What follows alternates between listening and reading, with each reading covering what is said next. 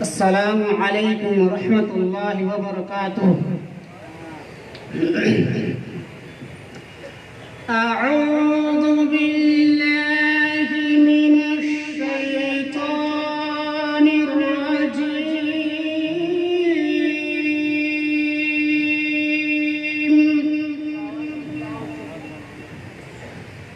بسم اللہ الرحمن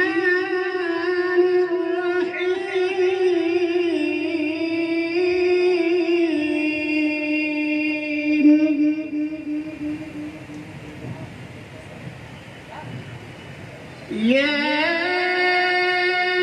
أيها الذين آمنوا استعينوا بالصبر والصلاة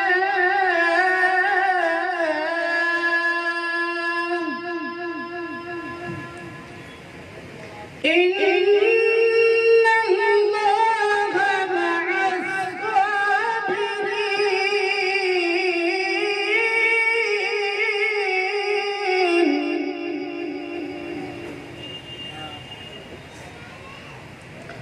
ولا تقولوا لمن يقتل في سبيل الله أموات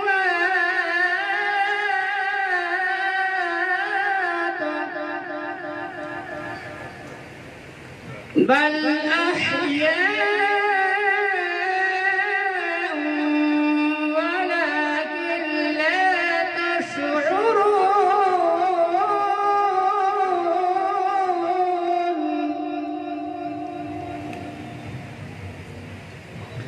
ولنبلونكم بشيء من الخوف والجوع ونقص من الأموال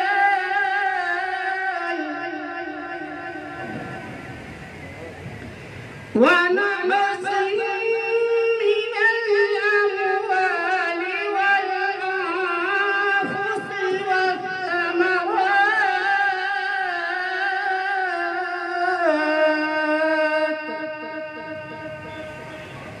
وبشر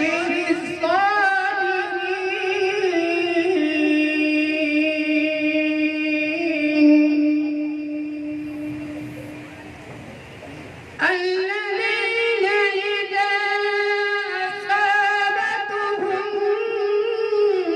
مصيبة قالوا إنا لله وإنا إليه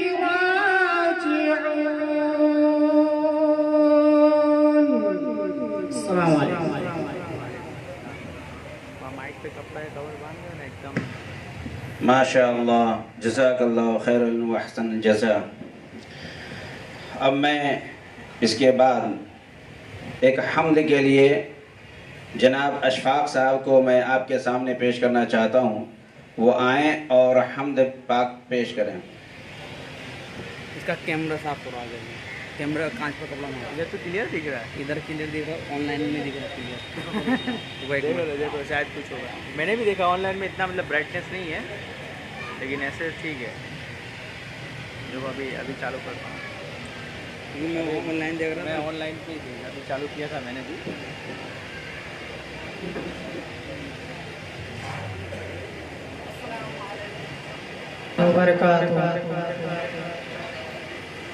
ٹھیک ہے نا، اب برابر دکھا ہونا، ایک دم جھاکا جھاکا دکھ رہا ہے۔ ٹھیک ہے۔ بڑی شان والا ہمارا اللہ ہے، نہیں اس کا ثانی کوئی دوسرا ہے۔ بڑی شان والا ہمارا اللہ ہے، نہیں اس کا ثانی کوئی دوسرا ہے۔ जिलाता वही है,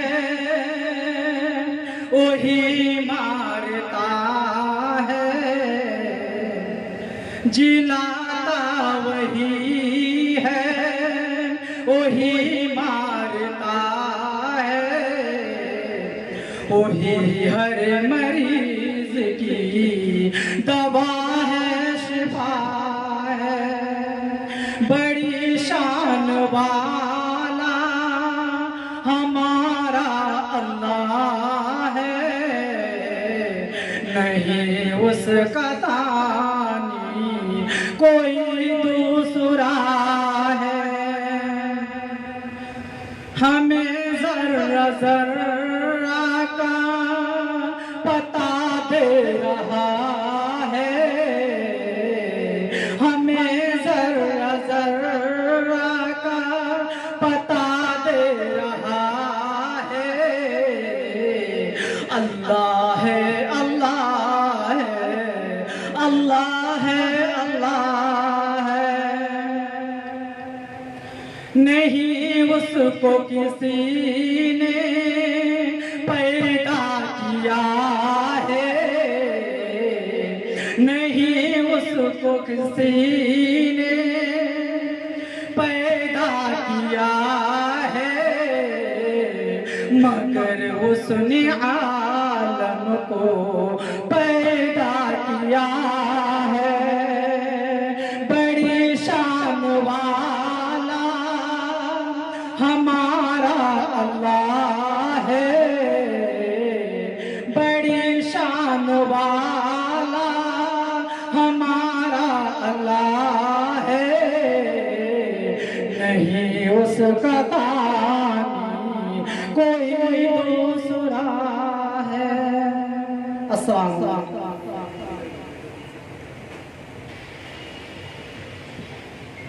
माशाअल्लाह, जज़ाकल्लाहु खैरा। बड़ी शान वाला हमारा अल्लाह है। एक बेहतरीन हम्द आपके सामने पेश कर रहे थे अशफाक साहब, और इसके बाद चूँकि ये तकरीरी प्रोग्राम यहाँ पे रखा गया है और यकीनन आप उसके मुंतज़िर होंगे। हमारे उलमाए किराम तशरीफ़ ला चुके हैं और जिनको आप देखना चाह रहे हैं, जिनके आप मुंतज़िर हैं, शेख अब्दुल गफ़ार साहब सल्फ़ी हफ़िज़हुल्लाह, वो भी तशरीफ़ ला चुके हैं और कुछ ही देर में आपके सामने होंगे। और हमारे इसमें जो दूसरे ख़तीब हैं, हमारे इलाके के मशहूर व मारूफ़ ख़तीब शेख मोहसिन सल्फ़ी साहब जूनागढ़ी आप जानते हैं जूनागढ़ को अच्छी तरीके से, और जो भी इस जमात से जुड़ा हुआ है तकरीबन सभी लोग जो इसी गुजरात के अंदर जूनागढ़ पड़ता है, जिसका अहसनुल बयान कुरान आप पढ़ते हैं, उर्दू के अंदर भी, हिंदी के अंदर भी, गुजराती के अंदर भी। ये शेख मोहम्मद जूनागढ़ी वहीं के रहने वाले थे, लिहाजा उसी जूनागढ़ के शेख मोहसिन साहब सल्फ़ी हफ़िज़हुल्लाह जो हमारे बीच में तकरीबन आते रहते हैं, और इन्होंने गुजरात में भी खिदमत अंजाम दी है, और इससे पहले उन्होंने बम्बई के अंदर कई साल तक दर्स व तदरीस और इमाम व खिताबत की खिदमत को उन्होंने अंजाम दिया है, और इस वक्त हमारे यहाँ पर मौजूद हैं। मैं इनको दावत देना चाहता हूँ जिस उन्वान के तहत, वो उन्वान है इस्लाम में इबादत का मकाम। ये इबादत क्या चीज़ है और कितनी अहमियत है, और आज ये सारे के सारे इंसान की ज़िंदगी का मकसद क्या है, तो उसी की वजाहत करने के लिए मैं शेख मोहसिन सल्फ़ी हफ़िज़हुल्लाह को दावत स्टेज दे रहा हूँ। आप सामीन बगौर समाअत फरमाएँ।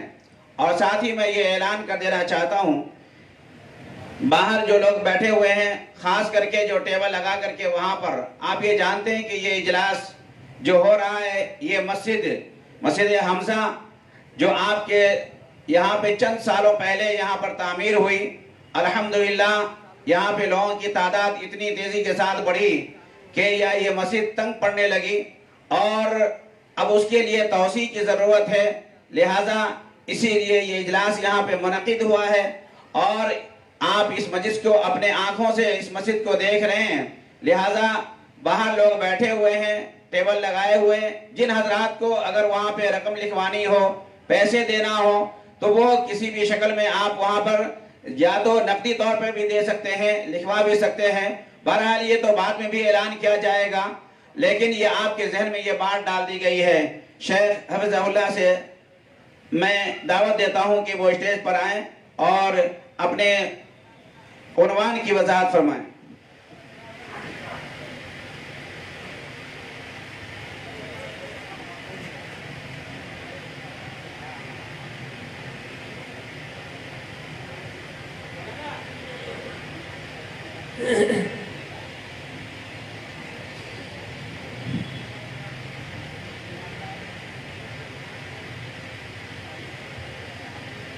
السلام عليكم ورحمة الله وبركاته.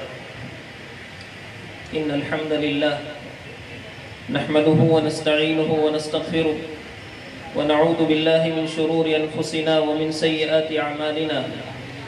من يهده الله فلا مضل له ومن يضلله فلا هادي له، وأشهد أن لا إله إلا الله وحده لا شريك له، وأشهد أن محمدا عبده ورسوله.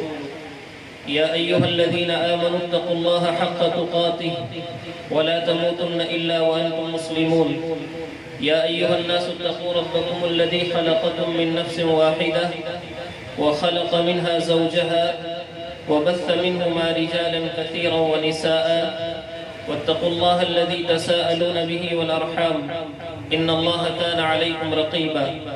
يا أيها الذين آمنوا اتقوا الله وقولوا قولا سديدا يصلح لكم أعمالكم ويغفر لكم ذنوبكم، ومن يطع الله ورسوله فقد فاز فوزا عظيما. أما بعد فإن خير الحديث كتاب الله، وخير الهدي هدي محمد صلى الله عليه وسلم، وشر الأمور محدثاتها وكل محدثة بدعة وكل بدعة ضلالة وكل ضلالة في النار. أعوذ بالله من الشيطان الرجيم. بسم الله الرحمن الرحيم. وما خلقت الجن والإنس إلا ليعبدون. وقال تعالى في مقام آخر: فإذا فرغت فانصب وإلى ربك فارغب. محترم صدر اجلاس، معزز علماء کرام، قابل احترام بزرگوں، نوجوان ساتھیوں، پردہ نشین اسلامی خواتین، اللہ تبارک و تعالی نے اس کائنات میں بے شمار مخلوقات پیدا کی. ان تمام مخلوقات کو اللہ تبارک و تعالی نے بے مقصد پیدا نہیں کیا. اللہ نے ارشاد فرمایا: وَمَا خَلَقْنَا السَّمَاءَ وَالْأَرْضَ وَمَا بَيْنَهُمَا بَاطِلًا، کہ ہم نے جو کچھ آسمان میں ہے، جو کچھ زمین میں ہے، ان بسنے والی مخلوقات کو ہم نے بیکار پیدا نہیں کیا. وَمَا خَلَقْنَا السَّمَاءَ وَالْأَرْضَ وَمَا بَيْنَهُمَا لَاعِبِينَ، ہم نے ان مخلوقات کو بطور کھیل اور تماشے کے پیدا نہیں کیا،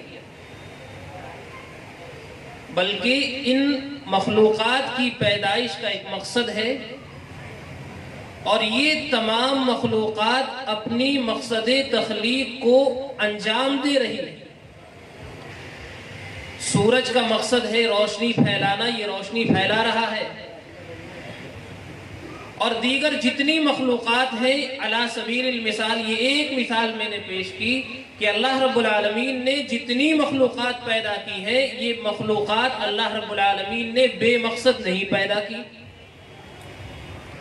اب آپ سوچیں کہ جب یہ تمام مخلوقات بے مقصد پیدا نہیں ہوئی ہیں، تو ان تمام مخلوقات میں جو اعلیٰ ترین مخلوق حضرت انسان ہے، اللہ رب العالمین نے اس مخلوق کو بے مقصد کیسے پیدا کیا ہوگا؟ اس مخلوق کو اللہ رب العالمین بے مقصد کیسے پیدا کر سکتا ہے؟ بلکہ اس مخلوق کی پیدائش کا مقصد بھی اللہ رب العالمین نے واضح کر دیا۔ اللہ نے فرمایا کہ وَمَا خَلَقْتُ الْجِنَّ وَالْإِنسَ إِلَّا لِيَعْبُدُونَ، کہ میں نے انسانوں اور جنوں کو صرف اپنی عبادت کے لیے پیدا کیا۔ قرآن کریم میں اللہ رب العالمین نے ایک اور مقام پر فرمایا کہ أَفَحَسِبْتُمْ أَنَّمَا خَلَقْنَاكُمْ عَبَثًا، کہ کیا تم نے یہ سمجھ لیا ہے کہ ہم نے تمہیں بیکار پیدا کر دیا، یعنی تمہاری زندگی کا کوئی مقصد نہیں ہے۔ أَيَحْسَبُ الْإِنسَانُ أَن يُتْرَكَ سُدًى، کیا انسان یہ سمجھتا ہے کہ اسے بیکار چھوڑ دیا جائے گا؟ اللہ رب العالمین نے انسان کو ایک مقصد کے ساتھ اس دنیا میں بھیجا ہے۔ اب یہ مقصد بھی واضح ہو گیا کہ اللہ رب العالمین نے انسان کو کیوں پیدا کیا۔ یہاں تک تو معاملہ واضح ہے۔ معاملہ بگڑتا کہاں ہے؟ معاملہ بگڑتا یہاں ہے کہ انسان عبادت کے معنی اور مفہوم کو سمجھتا ہی نہیں ہے۔ آج ہماری زندگی میں جو بے راہ روی ہے، جو انتشار ہے، جو سماج اور معاشرے میں بگاڑ پھیلتا جا رہا ہے، اس کا اصل سبب یہ ہے کہ ہمارے سماج اور معاشرے کے افراد نے عبادت کے معنی اور مفہوم کو سمجھا ہی نہیں ہے۔ ہم یہ سمجھتے ہیں کہ عبادت کا معنی ہے کہ نماز ادا کر لے، رمضان کا مہینہ آئے روزہ رکھ لے، اگر استطاعت ہے تو حج کر لے۔ بھائیوں، ایک بات کو یاد رکھیں، صرف میں اور آپ نہیں، اگر صحابی بھی عبادت کی اصل مقصود کو نہ سمجھے، اس کی زندگی میں انتشار پیدا ہو سکتا ہے، تو میں اور آپ کیا ہے؟ صحابہ کرام اللہ کے نبی صلی اللہ علیہ وسلم کی زندگی میں تربیت کے مرحلے سے گزر رہے تھے، اور صحابہ کرام سے جہاں کہیں غلطیاں ہوتی، پیارے نبی صلی اللہ علیہ وسلم صحابہ کرام کی تربیت فرماتے تھے۔ بہت ساری مثالیں کتب احادیث میں ملتی ہیں، صحابہ کرام سے غلطیاں ہوئیں، پیارے نبی صلی اللہ علیہ وسلم نے صحابہ کرام کی اصلاح فرمائی۔ عبادت کے معنی اور مفہوم میں بھی صحابہ کرام سے بعض غلطیاں ہوئیں، پیارے نبی صلی اللہ علیہ وسلم نے صحابہ کرام کی اصلاح فرمائی۔ آج مجھے اور آپ کو بھی اپنی اصلاح کی ضرورت ہے۔ آئیے ایک مثال لے لیتے ہیں۔ صحیح مسلم کی روایت، اللہ کے نبی صلی اللہ علیہ وسلم جب مدینہ منورہ تشریف لائے تو مہاجرین اور انصار صحابہ کرام میں اخوت اور بھائی چارے کا رشتہ قائم کیا۔ انہی صحابہ کرام میں حضرت ابو درداء رضی اللہ تعالی عنہ اور حضرت سلمان رضی اللہ تعالی عنہ ہے۔ بھائیو، اس مثال پہ غور کریں، اس مثال کو اپنے سامنے رکھیں کہ جب صحابہ کرام سے اگر فہم میں غلطی ہو جائے تو صحابی کی زندگی میں خرابیاں آ سکتی ہیں، صحابہ کرام کے معاشرتی کردار میں بگاڑ آ سکتا ہے، تو میری اور آپ کی زندگی میں خرابیاں کیوں نہیں آ سکتی؟ لیکن صحابہ کرام میرے اور آپ کے لیے مثال کیوں بنے، اس بات کو بھی سمجھے۔ صحابہ کرام کو اللہ رب العالمین نے بطور نمونہ اس لیے پیش کیا کہ صحابہ کرام اپنی غلطیوں کی اصلاح فوراً کر لیا کرتے تھے۔ ہم اور آپ اپنی غلطیوں کی اصلاح نہیں کرتے، بلکہ اپنی غلطیوں پر اصرار کرتے۔ ایک دن حضرت سلمان رضی اللہ تعالیٰ عنہ نے حضرت ابو درداء رضی اللہ تعالیٰ عنہ سے ملاقات کی۔ ملاقات کے لیے جب گھر پہنچے تو حضرت ابو درداء رضی اللہ تعالیٰ عنہ گھر میں موجود نہیں تھے۔ حدیث کے الفاظ پہ غور کریں کہ حضرت سلمان رضی اللہ تعالیٰ عنہ جب حضرت ابو درداء رضی اللہ تعالیٰ عنہ کے گھر پہنچتے ہیں تو ان کی اہلیہ کو دیکھتے ہیں، بالکل پراگندہ حالت ہے، بگڑی ہوئی حالت ہے، نہ کپڑے ڈھنگ کے ہیں، نہ گھر کی حالت درست ہے، خراب حالت ہے۔ حضرت ابو درداء رضی اللہ تعالیٰ عنہ کی بیوی سے پوچھا ما شأنکی، تم نے اپنی یہ حالت کیا بنا رکھی ہے؟ کپڑے میلے کچیلے ہیں، گھر کی حالت درست نہیں ہے، یہ حالت تم نے کیوں ایسی بنا رکھی ہے؟ بھائیو، ام درداء رضی اللہ تعالی عنہ کے جواب کو سنے، کہنے لگی کہ تمہارے بھائی اخوک ابو الدرداء لیس لہ حاجت فی الدنیا، تمہارے بھائی ابو درداء کو دنیا کی کوئی حاجت اور ضرورت نہیں ہے، وہ ہمیشہ نماز روزے اور عبادتوں میں لگے رہتے ہیں، گھر کے کام کاج کی، گھر میں کمانے کی انہیں کوئی فرصت اور کوئی حاجت اور کوئی رغبت نہیں ہے۔ اتنی دیر میں حضرت ابو درداء رضی اللہ تعالیٰ عنہ آ گئے، آپ نے حکم دیا اپنی بیوی کو کھانا بنانے کا۔ کھانا بنا کر کے حضرت سلمان کے سامنے جب کھانا پیش کیا گیا تو حضرت ابو درداء کہنے لگے حضرت سلمان سے کہ میں روزے سے ہوں، تم کھا لو۔ حضرت سلمان کہنے لگے ما انا بآکل حتی تأکل، میں اس وقت تک کھانا نہیں کھاؤں گا جب تک تم نہیں کھاؤ گے، اس لیے کہ یہ نفلی روزہ تھا۔ اگر فرض روزہ ہوتا تو حضرت سلمان بھی روزے سے ہوتے۔ حضرت ابو درداء رضی اللہ تعالیٰ عنہ حضرت سلمان کے ساتھ کھانا کھانے لگے۔ رات ہوئی تو سو گئے، اٹھے عبادت کے لیے۔ حضرت سلمان رضی اللہ تعالیٰ عنہ نے روکا کہ ابھی سو جاؤ۔ حضرت ابو درداء رضی اللہ تعالیٰ عنہ سو گئے۔ کچھ دیر ہوئی، حضرت ابو درداء رضی اللہ تعالیٰ عنہ پھر اٹھے۔ حضرت سلمان رضی اللہ تعالیٰ عنہ نے کہا کہ ابھی اور سو جاؤ۔ جب رات کا آخری حصہ باقی بچا، حضرت سلمان رضی اللہ تعالیٰ عنہ نے کہا قم الآن، اب کھڑے ہو کر کے عبادت کرو۔ فصلیا جمیعاً، دونوں نے مل کر عبادت کی، نماز پڑھی۔ اور نماز پڑھنے کے بعد کیا کہا؟ کہنے لگے ان لربک علیک حقا، کہ دیکھو تمہارے اوپر تمہارے رب کا بھی حق ہے۔ وَإِنَّ لِعَيْنِكَ عَلَيْكَ حَقًّا، تمہارے اوپر تمہاری آنکھوں کا بھی حق ہے۔ وَإِنَّ لِزَوْجِكَ عَلَيْكَ حَقًّا، تمہارے اوپر تمہاری بیوی کا بھی حق ہے۔ وَإِنَّ لِزَوْرِكَ عَلَيْكَ حَقًّا، تمہارے اوپر تمہارے مہمان کا بھی حق ہے۔ فَأَعْطِ كُلَّ ذِي حَقٍّ حَقَّهُ، ہر حقدار کو اس کا حق دیا کرو۔ معلوم یہ ہوا کہ عبادت صرف نماز، روزے، زکوٰۃ اور حج کا نام نہیں ہے، یہ امہات العبادات تو ہے ہی، بلکہ نماز، روزے، حج اور زکوٰۃ کے ساتھ ساتھ اللہ رب العالمین کی مکمل اطاعت و فرما برداری کا نام عبادت ہے۔ اسی لیے آپ سنتے ہوں گے علماء کرام سے، شیخ الاسلام ابن تیمیہ رحمت اللہ علیہ نے عبادت کی جو تعریف پیش کی ہے وہ کیا ہے؟ العبادت اسم جامع لکل ما یحبہ اللہ ویرضاہ، عبادت ہر وہ قول اور ہر وہ عمل جسے اللہ رب العالمین محبوب اور پسند کرتا ہے۔ آپ دیکھیں، اس واقعے کو بھی سامنے رکھیں۔ پیارے نبی صلی اللہ علیہ وسلم کے سامنے 3 صحابہ کرام آتے ہیں، آپ کی عبادت کا حال پوچھتے ہیں۔ جب عبادات کا حال بتایا جاتا ہے کأنہم تقالوہا، گویا کہ وہ کم سمجھتے ہیں۔ ایک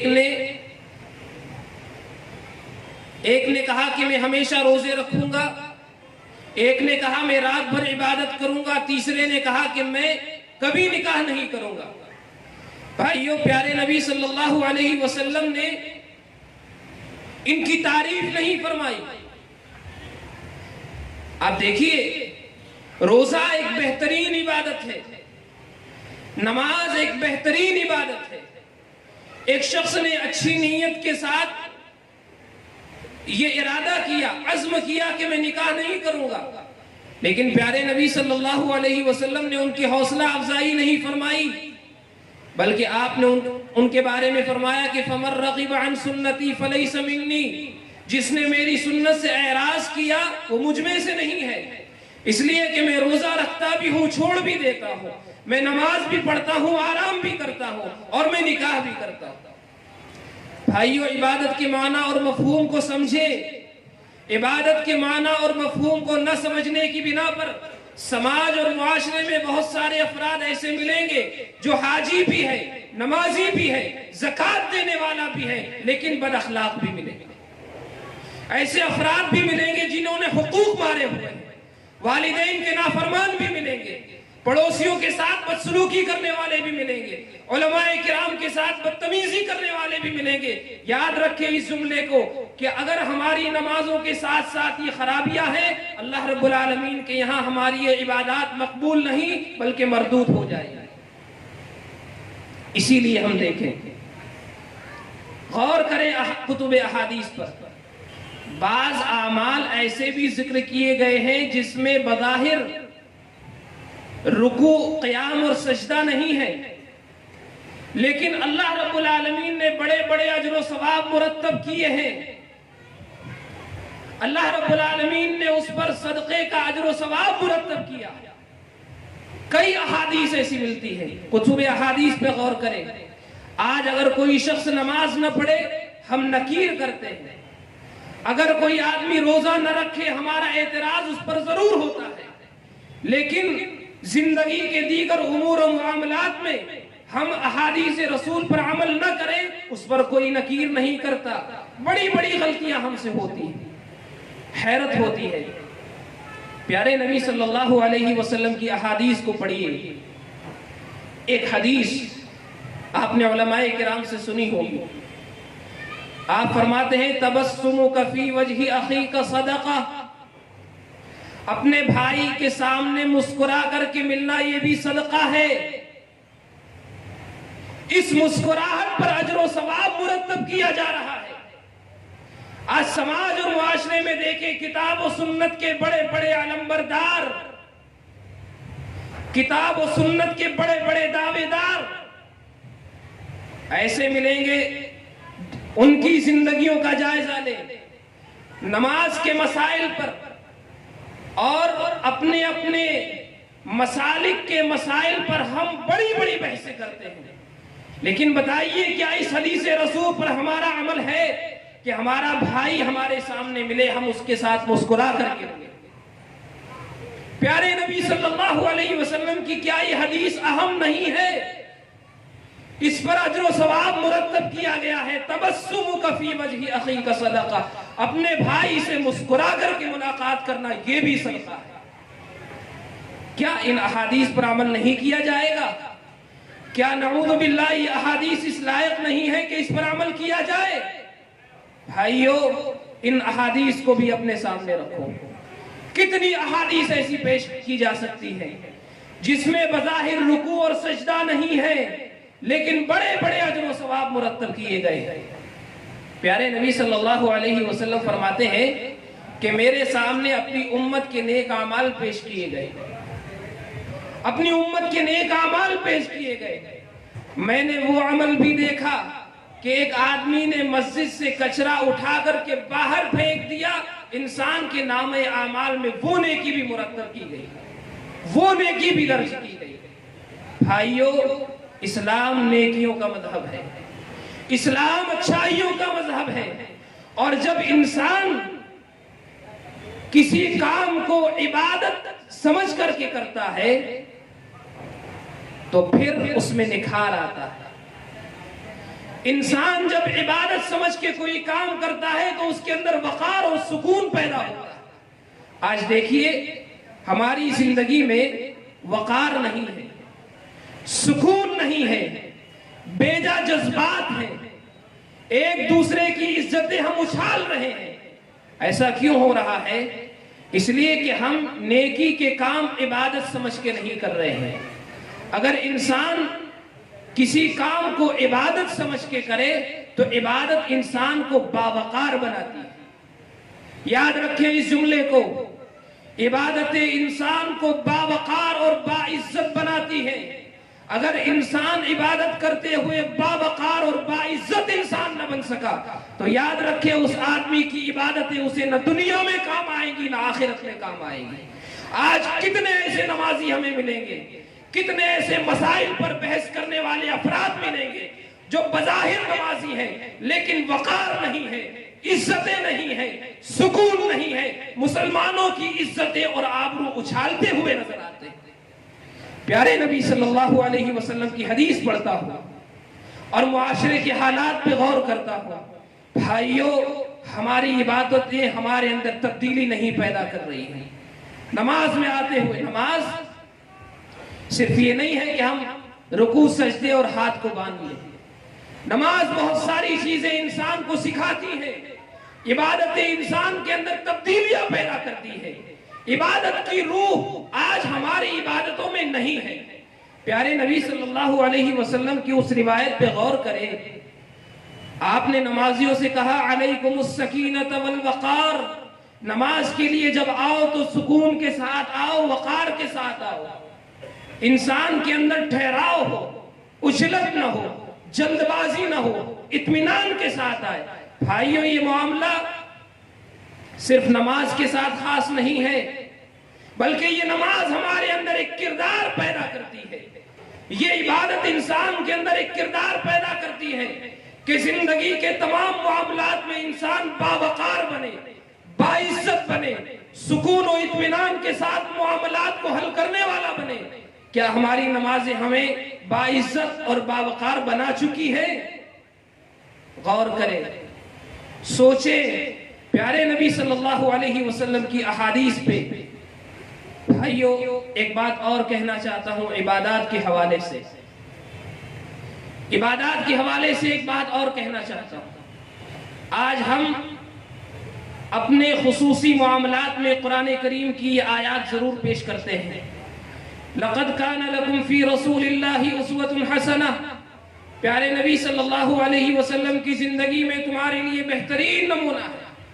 اپنے مخالف کے سامنے اگر ہمیں بحث و مباحثے کی ضرورت آتی ہے, پہلی آیت ہم یہ پڑھتے ہیں کہ تمہارے لیے اللہ کے رسول کی زندگی میں بہترین نمونہ ہے. بھائیو, کیا مخصوص مسائل میں پیارے نبی صلی اللہ علیہ وسلم کی زندگی میں بہترین نمونہ ہے یا زندگی کے تمام معاملات میں ہے؟ ایک سوال ہم اپنے آپ سے کریں, میں اپنے آپ سے یہ سوال کروں, آپ بھی اپنے آپ سے یہ سوال کریں کہ کیا پیارے نبی صلی اللہ علیہ وسلم کی زندگی بطور اسوہ یا نمونہ مخصوص مسائل میں ہے یا زندگی کے تمام معاملات میں؟ غور کیجئے. ہمارا یہ اعتقاد ہے, ہمارا یہ عقیدہ ہے کہ پیارے نبی صلی اللہ علیہ وسلم کی زندگی کے تمام معاملات میں نمونہ ہے. تجارت میں نمونہ, عبادت میں نمونہ, شادی بیاہ میں نمونہ, انسان قرض لے رہا ہے اس میں بہترین نمونہ اور آئیڈیل, ہر چیز میں ہمارے لیے نمونہ ہے. تو پھر عبادت میں ہم پیارے نبی صلی اللہ علیہ وسلم کی زندگی کو بہترین نمونہ کیوں نہیں بنا رہے ہیں؟ ہماری مساجد, ہماری عبادت گاہیں نمازیوں سے کیوں خالی پڑی ہیں؟ آج ایک مسلمان کو نماز کی دعوتیں کیوں دینی پڑ رہی ہیں؟ پیارے نبی کی زندگی پہ غور کیجئے. صبح سے لے کر کے شام تک لیل و نہار کی معمولات پہ غور کیجئے.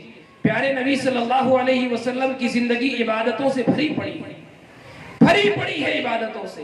آپ دیکھیے, آپ صبح اٹھ رہے ہیں, آپ نے فجر کی نماز پڑھی, 2 رکعت سنتیں ادا کی, پھر فجر کی نماز آپ پڑھ رہے ہیں. فجر کی نماز کے بعد اشراق بھی آپ پڑھ رہے ہیں, پھر آپ زوال سے پہلے بھی نماز پڑھ رہے ہیں. 12 رکعت آپ سنتیں دیکھ لیجئے.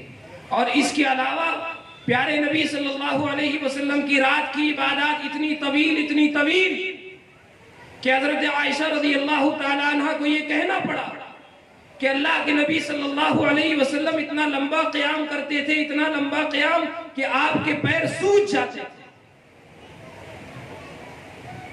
آج मुस्लिम नौजवान को मसाजिद की तरफ क्यों बुलाना पड़ रहा है? क्या अल्लाह के नबी सल्लल्लाहु अलैहि वसल्लम की जिंदगी में बेहतरीन नमूना नहीं है? आप उस हदीस पे गौर कीजिए।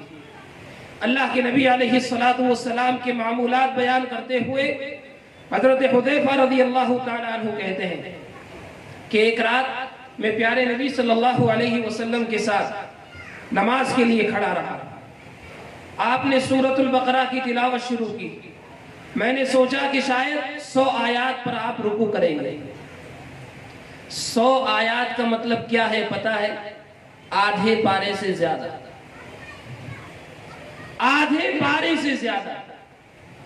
हजरत हुदैफा कहते हैं कि आपने तिलावत जारी रखी, सूरतुल बकरा आपने मुकम्मल की, सूरह निसा की तिलावत आपने शुरू की, आपने वो भी पढ़ी, फिर आपने सूरह आले इमरान की तिलावत शुरू की, आपने वो भी पढ़ी। और तिलावत का अंदाज क्या था? यक़रअु मुतरस्सिलन, आप ठहर ठहर करके पढ़ रहे थे। जहां रहमत की आयतें आती आप रुक करके अल्लाह से रहमतों का सवाल करते थे। अजाब की आयतें आती रुक करके अल्लाह की पनाह तलब करते थे अल्लाह के अजाब से। और सहाबी कहते हैं कि आपका रुकू भी उतना ही लंबा था जितना आपका क़याम लंबा हुआ करता था। इसी वजह से तो हजरत आयशा ने कहा ना कि आपका क़याम इतना लंबा होता था कि आपके पैर सूज जाते थे। सवाल ये पैदा होता है कि आज हम अपने जिस्म को ताकतवर बनाने के लिए इतनी ग़िज़ाएं खाते हैं, लेकिन नमाज जरा सी लंबी हो जाए तो हमारे एतराज़ात शुरू हो जाते हैं। भाइयों, इस जुमले को भी याद रखें कि नमाज में लंबे क़याम के लिए मुक़व्वी ग़िज़ाओं की ज़रूरत नहीं है, बल्कि मजबूत ईमान की ज़रूरत है। ईमान जितना मजबूत होगा हमारी इबादतें भी उतनी ही लंबी होंगी, और इबादतें जितनी लंबी होंगी इबादतों में लज्जतें भी इतनी ज्यादा आएंगी। आज एतराज़ात इसीलिए होते हैं। आज एक मजबूत जिस्म वाला नौजवान सबसे पहले एतराज करता है कि नमाज बहुत लंबी हो गई। ये एतराज सिर्फ इसलिए होता है कि हमारा ईमान कमजोर हो चुका, हमारी तवज्जुहात दूसरी तरफ बढ़ चुकी है और हमारी इबादतों में दिलचस्पियां बाकी नहीं रही है। भाइयों, ये प्यारे नबी सल्लल्लाहु अलैहि वसल्लम की इबादत का ही हाल है। आज किसी नौजवान से कहें भाई नमाज के लिए क्यों नहीं आते हो, तो जवाब ये मिलता है कि मौलवी साहब काम बहुत ज्यादा बढ़ गया है, वक्त ही नहीं मिलता कि इबादतें करें, नमाज का टाइम ही नहीं मिलता। भाइयों, याद रखो इस बात को कि इस दुनिया में प्यारे नबी सल्लल्लाहु अलैहि वसल्लम से ज्यादा मसरूफ इंसान कोई पैदा ही नहीं हुआ। आपसे ज्यादा मसरूफ इंसान, आपसे ज्यादा काम वाला इंसान इस दुनिया में आया ही नहीं है।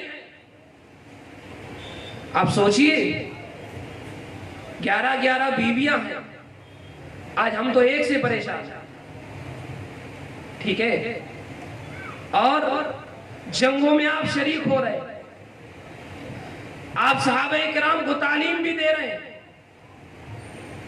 वफूद आ रहे हैं, आप उनसे भी मिल रहे हैं, आप बादशाहों को खुतूत भी लिख रहे हैं, आप मरीजों की इयादत के लिए भी जा रहे हैं, जनाजों में भी आप शरीक हो रहे हैं।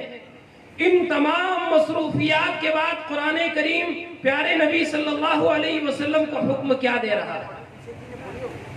भाइयों, गौर करें, सोचें, इन तमाम मसरूफियात के बाद भी कुरान करीम प्यारे नबी सल्लल्लाहु अलैहि वसल्लम को हुक्म क्या दे रहा है? अल्लाह रब्बुल आलमीन ने फरमाया, फ़इज़ा फ़रग़्त फ़ंसब व इला रब्बिका फ़रग़ब, जब आप फारिग हो जाए तो इबादतों में खूब मेहनत करें। आज होता क्या है, कामकाज से थोड़ा सा रिलैक्स इंसान को मिल जाए तो सोचता है कि थोड़ा आराम कर लो, अभी दिवाली की छुट्टियां आ रही हैं। मैं उन वालिदैन से मुखातब हूं जिनको अल्लाह ने औलाद दी है, मैं उन वालिदैन से मुखातब हूं जिनको अल्लाह रब्बुल आलमीन ने औलाद जैसी नेमतें दी हैं, उनके बच्चे स्कूलों में पढ़ रहे हैं, इम्तिहानात दे रहे हैं। मैं उन वालिदैन से मुखातब हूं قرآن کریم پیارے نبی صلی اللہ علیہ وسلم سے کہہ رہا ہے کہ جب آپ فارغ ہو جائیں اپنے کام کاج سے تو عبادتوں میں محنت کریں. آج جب چھٹیاں آتی ہیں تو پہلے سے شیڈیول بنا ہوا ہے, ہم اپنے بچوں کو فلاں جگہ گھمانے کے لیے لے جائیں, فلاں جگہ ہم سیر و تفریح کے لیے لے جائیں. بھائیوں, سیر و تفریح حرام نہیں ہے, سیر و تفریح کی اجازت اسلام دیتا ہے, ہم اس کے مخالف نہیں ہیں. لیکن بحیثیت والدین کو یہ فکر ہونی چاہیے کہ عام دنوں میں ہم اپنی اولاد کو وقت پر نماز نہیں پڑھوا سکتے, عام دنوں میں تلاوت قرآن نہیں کروا سکتے, عام دنوں میں دعائیں یاد نہیں کروا سکتے. ہونا تو یہ چاہیے تھا ہماری پلاننگ میں, ہمارے پروگراموں میں یہ شامل ہو کہ ہم اپنے بچوں کو ان چھٹیوں میں تلاوت سکھا دیں, ان چھٹیوں میں ہم دعائیں سکھا دیں, ہم ان چھٹیوں میں آداب زندگی دین کی روشنی میں سکھا دیں. ہم یہ نہیں سکھاتے. ایسی جگہوں پہ ہمارے بچے جاتے ہیں والدین کے ساتھ جہاں اخلاق بگڑتا ہے, جہاں کردار بگڑتا ہے, جہاں پیسے بھی ضائع ہوتے ہیں, دین بھی ضائع ہوتا ہے. بھائیوں, اپنی اولاد کی فکر کریں, عبادات کی روشنی میں ہم اپنی اولاد کی تربیت کریں. صحابہ کرام کے واقعات پہ غور کریں. مجھے آگے اور بھی بہت ساری باتیں بتانی ہیں, ایک اشارہ کر رہا ہوں. صحابہ کرام کا معاشرہ وہ معاشرہ تھا کہ پیارے نبی صلی اللہ علیہ وسلم کے پاس صحابہ کرام آتے تھے, اللہ کے رسول یہ عبادتیں بہت کر رہا ہے, آپ اسے کہیے کہ کم عبادت کرے. اور آج والدین آتے ہیں کہ مولوی صاحب ہمارا بچہ نماز ہی نہیں پڑھتا. تصویر بدل گئی, معاملہ الٹا ہو گیا. ایک وقت تھا صحابہ کرام کی شکایتیں آتی تھی, اللہ کے رسول یہ بہت زیادہ عبادتیں کر رہا ہے, رات کو سوتا ہی نہیں ہے, دن میں کھاتا ہی نہیں ہے, ہمیشہ عبادتیں کرتا ہے. بھائیوں, عبادات کے ایک اور پہلو کی طرف آنا چاہ رہا ہوں. آج بہت سارے نوجوان, ان کے دلوں میں جذبہ ہے, ولولہ ہے, خواہشات ہے کہ ہم دین کا ایک بہت بڑا کام انجام دیں. اس کے لیے مساجد تعمیر ہو رہی ہے, بہت اچھی بات ہے, اجلاس منعقد ہو رہے ہیں, بہت اچھی بات ہے. لیکن بھائیوں, سیرت نبوی کے روشنی میں ہم غور کریں کہ اگر واقعی ہمارے دلوں میں دین, خدمت دین کا جذبہ اور ولولہ ہے تو سب سے پہلے ہم اپنی زندگی کے معمولات میں عبادات کو شامل کریں. ایک داعی کے لیے, داعی کا بہترین وصف ہے کہ وہ عابد ہو, عبادت گزار ہو. آپ دیکھیے پیارے نبی صلی اللہ علیہ وسلم پر جب وحی نازل ہوئی, ابھی آپ تنہا ہیں, اکیلے ہیں. آپ سوچئے ایک تنہا آدمی کیا کرے گا. امت مسلمہ کا ایک بوجھ پیارے نبی صلی اللہ علیہ وسلم پر ڈالا جا رہا ہے. اللہ رب العالمین علی کل شیء قدیر ہے نا, ہر چیز پر قادر ہے. اللہ رب العالمین چاہتا تو اپنے دین کو فوری طور پر غالب کر سکتا تھا, لیکن بتدریج ہمیں تعلیم دی ہے پیارے نبی صلی اللہ علیہ وسلم کی سیرت کی روشنی میں کہ ایک نوجوان بالخصوص اپنے معاشرے میں دین کا داعی کیسے بنے, دین کو کیسے انجام دے, دین کا کام وہ کیسے کرے. آج جذبات میں آ کر کے بہت سارے لوگ غیر اسلامی تحریکوں سے وابستہ ہو رہے ہیں, غیر منہجی جماعتوں سے وابستہ ہو کر کے دین کا نقصان کر رہے ہیں, اپنا نقصان ہو رہا ہے, ملت اسلامیہ کو بھی بدنام کر رہے ہیں. بھائیوں, کیا کریں؟ آپ دیکھیے سیرت نبوی کی روشنی میں ایک داعی کو یہ پیغام دینا چاہ رہا ہو کہ اگر وہ دین کا داعی بننا چاہ رہا ہے تو وہ کیا کرے. غیر منہجی جماعتوں سے وابستہ نہ ہو, غیر اسلامی افکار اور نظریات کی حامل جماعتوں سے وابستہ نہ ہو. اس لیے کہ ہر نئی تحریک جب عروج پر آتی ہے تو وہ بڑی اچھی معلوم ہوتی ہے. کیا کریں گے؟ داعی کا پہلا کام یہ ہے کہ وہ علم کی روشنی میں عبادت گزار بننا بنے. عبادت گزاری ضروری ہے. آج نوجوانوں کی صفوں کو دیکھ لے مساجد کے اندر، سب سے کم نوجوان ہمیں نظر آتے ہیں۔ پیارے نبی صلی اللہ علیہ وسلم کو حکم دیا اللہ رب العالمین نے، یا ایھا المزمل قم اللیل الا قلیلا نصفہ او انقص منہ قلیلا او زد علیہ ورتل القرآن ترتیلا انا سنلقی علیک قولا ثقیلا۔ اللہ رب العالمین نے فرمایا کہ نبی ہم آپ پر ذمہ داری کا ایک بوجھ ڈالنے والے ہیں، اس بوجھ کو کیسے اٹھایا جائے، یہ بوجھ ہمارے لیے کیسے آسان ہوگا۔ قرآن کریم نے کہا آپ عبادت کریں، رات کو اٹھ کر کے عبادت کریں۔ بھائیو، تو سیرت نبوی کا ایک پہلو اختصار کے ساتھ کہ ہم عبادات میں آگے بڑھنے کی کوششیں کریں۔ ایک آخری اور اہم بات حالات حاضرہ کی روشنی میں، آج اس وقت مسلمانوں کے ساتھ جو کچھ حالات بن رہے ہیں، ان حالات کی روشنی میں کیا کریں؟ بھائیو، یہ بہت اہم بات ہے جو آخری بات بتا کر کے اپنی بات ختم کروں گا عبادات کے حوالے سے۔ کیا ہمارے مسائل کا حل اس میں ہے کہ ہم حکومت وقت کے خلاف احتجاج کریں؟ حکومت وقت کے خلاف احتجاج کر کے ہمارے مسائل کا حل نہیں ہونے والا۔ سرکاری عمارتوں کو نقصان پہنچا کر یا پولیس کی گاڑیوں پر پتھراؤ کر کے ہمارے مسائل کا حل نہیں ہونے والا۔ احتجاجی جلوس اور احتجاجی مظاہرے کر کے ہمارے مسائل کا حل نہیں ہونے والا۔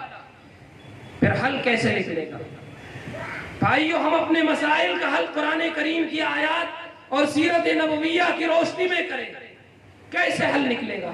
آخری بات، مکی زندگی میں صحابہ کرام کو ایمان لانے کی بنیاد پر جو مظالم ہو رہے تھے، صحابہ کرام پر جو ظلم و ستم ہو رہے تھے، صحابہ کرام اللہ کے رسول کے پاس آتے تھے، اللہ کے رسول انتقام کی اجازت دیجیے، جنگ کرنے کی اجازت دے۔ اللہ رب العالمین چاہتا تو صحابہ کرام کی طرف سے انتقام لے سکتا تھا، اللہ رب العالمین چاہتا تو صحابہ کرام کی مدد کر سکتا تھا فوری طور پر، لیکن صحابہ کرام کو طریقہ بتلایا اللہ سے قریب ہونے کا، مسائل سے حل ہونے کا طریقہ پیارے نبی صلی اللہ علیہ وسلم کے ذریعے صحابہ کرام کو اور پوری امت کو سکھلایا۔ وہ کیا تھا؟ جب صحابہ کرام نے جنگ کی اجازت چاہی تو اللہ نے جنگ کی اجازت نہیں دی، بلکہ قرآن کریم کی آیت نازل کی، أَلَمْ تَرَ إِلَى الَّذِينَ قِيلَ لَهُمْ كُفُّوا أَيْدِيَكُمْ وَأَقِيمُوا الصَّلَاةَ وَآتُوا الزَّكَاةَ، کہ ان سے کہا گیا کہ اپنے ہاتھوں کو جنگوں سے روک رکھو۔ ابھی یہ حالات نہیں ہے کہ ان کے ساتھ جنگ کی جائے، ابھی یہ ماحول نہیں ہے کہ ان کے ساتھ لڑائی کی جائے، ابھی جو کرنے کا کام ہے وہ کیا ہے؟ آج مسلمان نوجوان، مسلم معاشرہ جو کرنے کا کام ہے وہ نہیں کر رہا ہے، سیاسی رہنماؤں کے ہاتھوں کا کھلونا بن رہا ہے۔ احتجاجی جلوس میں ایک بھیڑ جمع ہو رہی ہے، احتجاجی مظاہرے میں بھیڑ جمع ہو رہی ہے۔ ہونا تو یہ چاہیے تھا کہ ان حالات میں مساجد میں بھیڑ جمع ہوتی اللہ کی عبادتوں کے لیے، اللہ کے سامنے گڑ گڑانے والے بنتے۔ ہم اللہ کے سامنے گڑ گڑانے والے نہیں بن رہے ہیں، سیاسی رہنماؤں کے ہاتھوں کا کھلونا بن رہے ہیں۔ بھائیو، قرآن کریم کی آیت کیا نازل ہوتی ہے؟ اللہ نے فرمایا کہ ان سے کہا گیا کہ اپنے ہاتھوں کو جنگ سے روکے رکھو۔ ابھی یہ حالات جنگ کرنے کے نہیں ہیں، بلکہ نماز پڑھو اور زکوٰۃ دو، نماز قائم کرو، اپنے کام اپنے مال اللہ کی راہ میں خوب خرچ کرو۔ اور پیارے نبی صلی اللہ علیہ وسلم پر بھی جب ظلم و ستم ہو رہے تھے تو قرآن کریم نے، اللہ رب العالمین نے یہی حکم آپ کو بھی دیا، کلا لا تطعہ واسجد واقترب۔ اے نبی، آپ ابو جہل کی اطاعت نہ کریں، ابو جہل کی بات نہ مانیں، یہ جو عبادتوں سے روک رہا ہے اس کے کہنے پر عبادتوں سے دور نہ ہو جائے، بلکہ سجدہ کرے اور اللہ سے قریب ہوتے جائے۔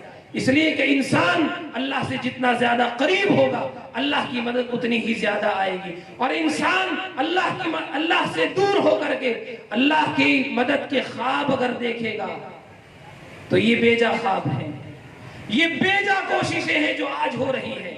भाइयों, इबादत के जरिए से अपने मामलात को हल करने की कोशिशें करें और कुतुब अहादीस को पढ़ें।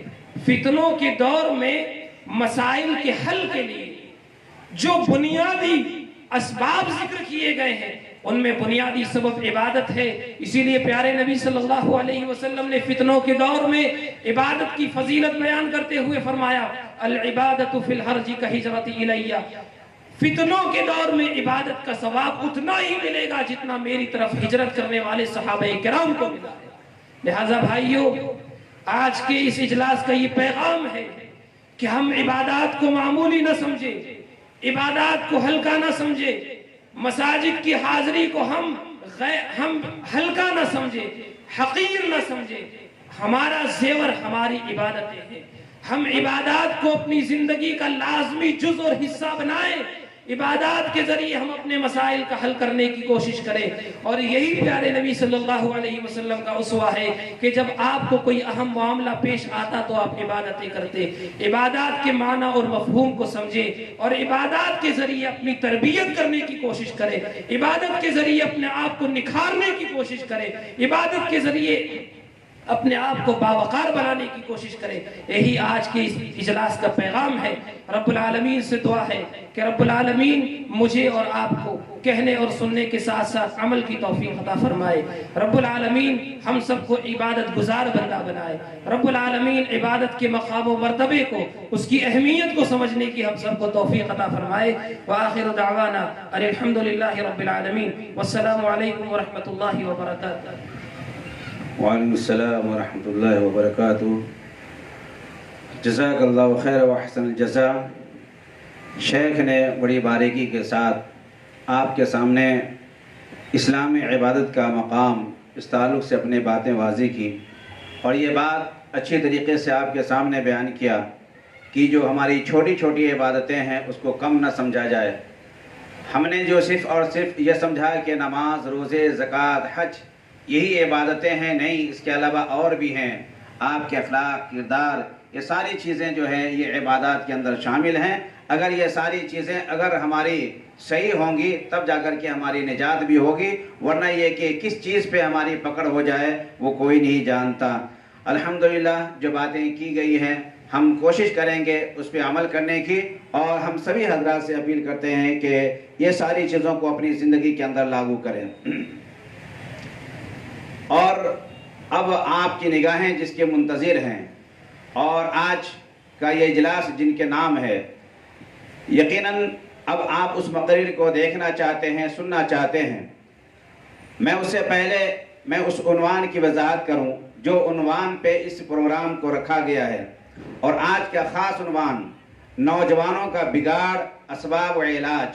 ये बहुत ही अहम उन्वान है कि आज हमारे माशरे के अंदर जिस नौजवान को इबादत का शायदाई होना चाहिए, इस्लाम का शायदाई होना चाहिए, जिस नौजवान को हज़रत कासिम जैसा इंसान, मोहम्मद बिन कासिम जैसा होना चाहिए, इसी तरीके से जो हमारे माशरे के अंदर नौजवान हैं उनको अपने लोगों के लिए एक नमूना होना चाहिए। लेकिन आज वो बेराह रवी के शिकार हैं, वो बिगाड़ के शिकार हैं। आखिर उसके असबाब क्या हैं? इसकी वजाहत के लिए मैं जिस खतीब को आपके सामने पेश करूंगा वो किसी मोहताज तारुफ नहीं है और ख़ास करके मैं समझता हूँ खतीब के लिए भी और यहाँ पे जिन जो हजरात मौजूद हैं उनके लिए भी ये बड़े फ़ख्र की बात है कि वो भी बनारस से और यहाँ पे अक्सरियत उनकी बनारस से है।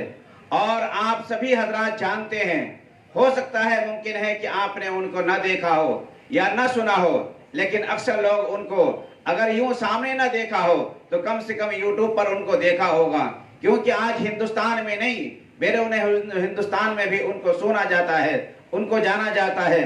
तो आज मैं उसी खतीब को अब आपके सामने मैं पेश कर रहा हूँ। बगैर किसी ताखीर के मैं शेख को दावत देता हूँ, अब्दुल गफ्फार साहब सल्फी हफिज़हुल्लाह, आप तशरीफ लाएं और नौजवान का बिगाड़, असबाब व इलाज, इस पे आप नजर डालें और लोगों को समझाएं। और मैं मुअद्दबना दरख्वास्त करता हूं कि सामने भी अभी तक कुछ लोग चहल पहल नजर आ रही है।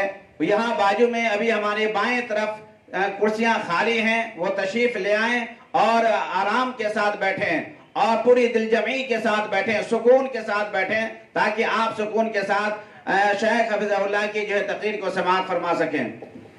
جو لوگ پیچھے کھڑے ہیں جن کو جگہ نہیں مل سکی ہے وہ بائیں، یہاں ہماری اسٹیج کے بائیں طرف جگہ خالی ہے، وہ آگے آ جائیں۔ آگے آپ کو بالکل اسٹیج کے بغل میں جگہ مل رہی ہے۔ یہ بہت کم ہوتا ہے کہ پیچھے آنے والوں کو آگے جگہ ملے، لیکن وہ خوش نصیب ہیں جو پیچھے آئے ہیں، لہذا ان کو آگے جگہ مل رہی ہے، آگے تشریف لے آئیں۔ اور رضاکار جو موجود ہیں ان سے درخواست کی جاتی ہے کہ وہ بھی ان کی رہنمائی کریں اور اسٹیج کے بغل میں ہمارے یہاں پر بھیج دیں۔ السلام علیکم ورحمۃ اللہ وبرکاتہ۔ الحمدللہ نحمده ونستعینه ونستغفره ونعوذ باللہ من شرور انفسنا ومن سیئات اعمالنا،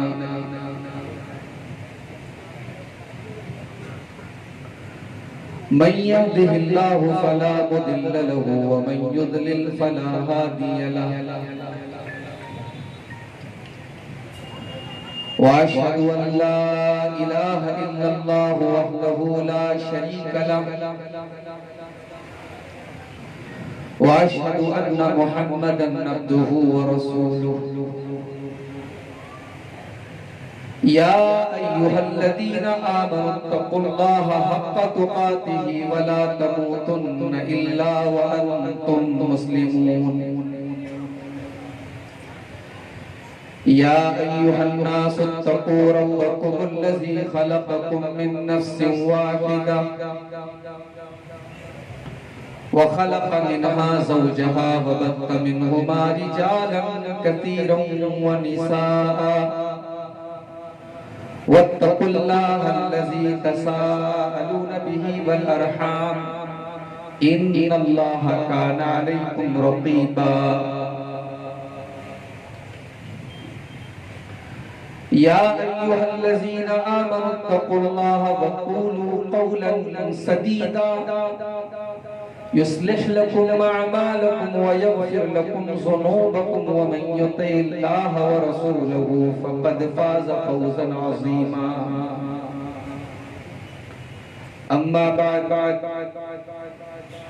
فإن خير الحديث كتاب الله، وخير الهدي هدي محمد صلى الله عليه وسلم، وشر الأمور محدثاتها وكل محدثة بدعة وكل بدعة ضلالة وكل ضلالة في النار۔ أعوذ بالله من الشيطان الرجيم، بسم الله الرحمن الرحيم۔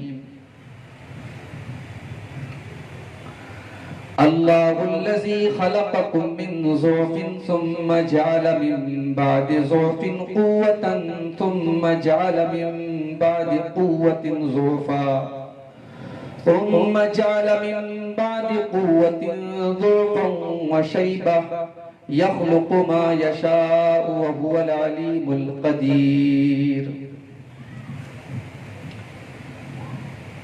محترم صدر اجلاس، اسٹیج کے اوپر موجود قابل احترام علماء کرام، محترم بزرگوں، نوجوان ساتھیوں، پردہ نشین ماں اور بہنوں، پیارے بچوں، تقریر کا عنوان ہے نوجوانوں کا بگاڑ، اسباب اور علاج۔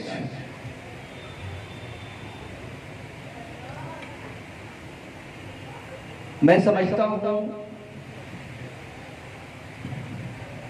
کہ اگر اس عنوان کو تھوڑا سا چینج کر دیا جائے اور عنوان کو یوں کر لیا جائے کہ سماج کا بگاڑ، اسباب اور علاج، تو بظاہر عنوان بدل جائے گا لیکن حقیقت وہی رہے گی۔ جب ہم بات کرتے ہیں سماج کی جب ہم بات کرتے ہیں معاشرے کی کہ سماج بہت بگڑ گیا ہے، معاشرہ بہت بگڑ گیا ہے، تو سماج کے بگاڑ میں بہت بڑا، بلکہ اگر میں یہ کہوں کہ سب سے بڑا رول اور کردار نوجوان کا ہوتا ہے تو غلط نہیں ہوگا۔ سماج کو بنانے میں بھی اور سماج کو بگاڑنے میں بھی۔ اس لیے کہ دنیا کی آدھی سے زیادہ آبادی، یہ میں اپنی طرف سے نہیں کہہ رہا ہوں، یہ ورلڈ ہیلتھ آرگنائزیشن کی WHO کی رپورٹ ہے کہ دنیا کی 50% سے زیادہ آبادی 20 سے 35 سال کے بیچ کے لوگوں، نوجوانوں، اور ہم اور آپ ایک بات اور اچھی طریقے سے جانتے ہیں کہ انسان کی پوری زندگی میں جو دور سب سے پرفیکٹ دور ہوتا ہے ہر اعتبار سے، جس دور میں انسان کا جسم اپنے پورے شباب پر ہوتا ہے، انسان کے اندر پوری انرجی ہوتی ہے، پوری طاقت ہوتی ہے، کوئی کام کرنے کی پوری اسپیڈ ہوتی ہے، وہ عمر کون سی ہے، وہ دور کون سا ہے؟ وہ جوان۔ اسی لیے اللہ تبارک و تعالی سورہ روم کی آیت نمبر 54 میں جب انسان کی زندگی کا تذکرہ کرتا ہے تو انسان کی زندگی کو 3 کیٹیگری میں اللہ تبارک و تعالی یہ بتاتا ہے کہ ہم نے تمہیں 3 کیٹیگری میں تمہاری زندگی کو 3 حصوں میں بانٹ دیا۔ اللہ الذی خلقکم من ضعف، اللہ تبارک و تعالی نے تم کو کمزور بنایا، جب تم دنیا میں پیدا ہوئے کمزور تھے، ایک حقیر پانی کے قطرے سے تمہاری تخلیق کی گئی، تم اپنی ماں کے پیٹ میں بھی کمزور تھے، اور جب تم نے دنیا میں جنم لیا تب بھی تم کمزور تھے، تمہارا پورا بچپن کا زمانہ کمزوری کا زمانہ تھا۔ ثم جعل من بعد ضعف قوة، پھر اللہ فرماتا ہے ہم نے کمزوری کے بعد طاقت کا زمانہ تم کو عطا فرمایا، بچپن کے بعد جوانی کا زمانہ آیا، جوانی کا دور آیا، طاقت کا دور آیا۔ ثم جعل من بعد قوة ضعفا وشيبا، پھر ہم نے تم کو طاقت کے بعد، جوانی کے بعد، جب تم 40 سال کے ہو گئے، 50 سال کے ہو گئے، ہم نے پھر تم کو بڑھاپا دیا، جو دوسری کمزوری تھی۔ تم بچپن میں بھی کمزور، تم بڑھاپے میں بھی کمزور، اور بچپن اور بڑھاپے کی کمزوریوں کے بیچ میں ایک ہم نے تم کو طاقت کا زمانہ دیا، یہ جوانی کا زمانہ ہے۔ اندازہ لگائیے میرے بھائی کہ جوانی کے دور کو اللہ تبارک و تعالیٰ نے طاقت کا دور قرار دیا کہ انسان کی زندگی میں یہی وہ دور ہے جو طاقت کا دور ہے۔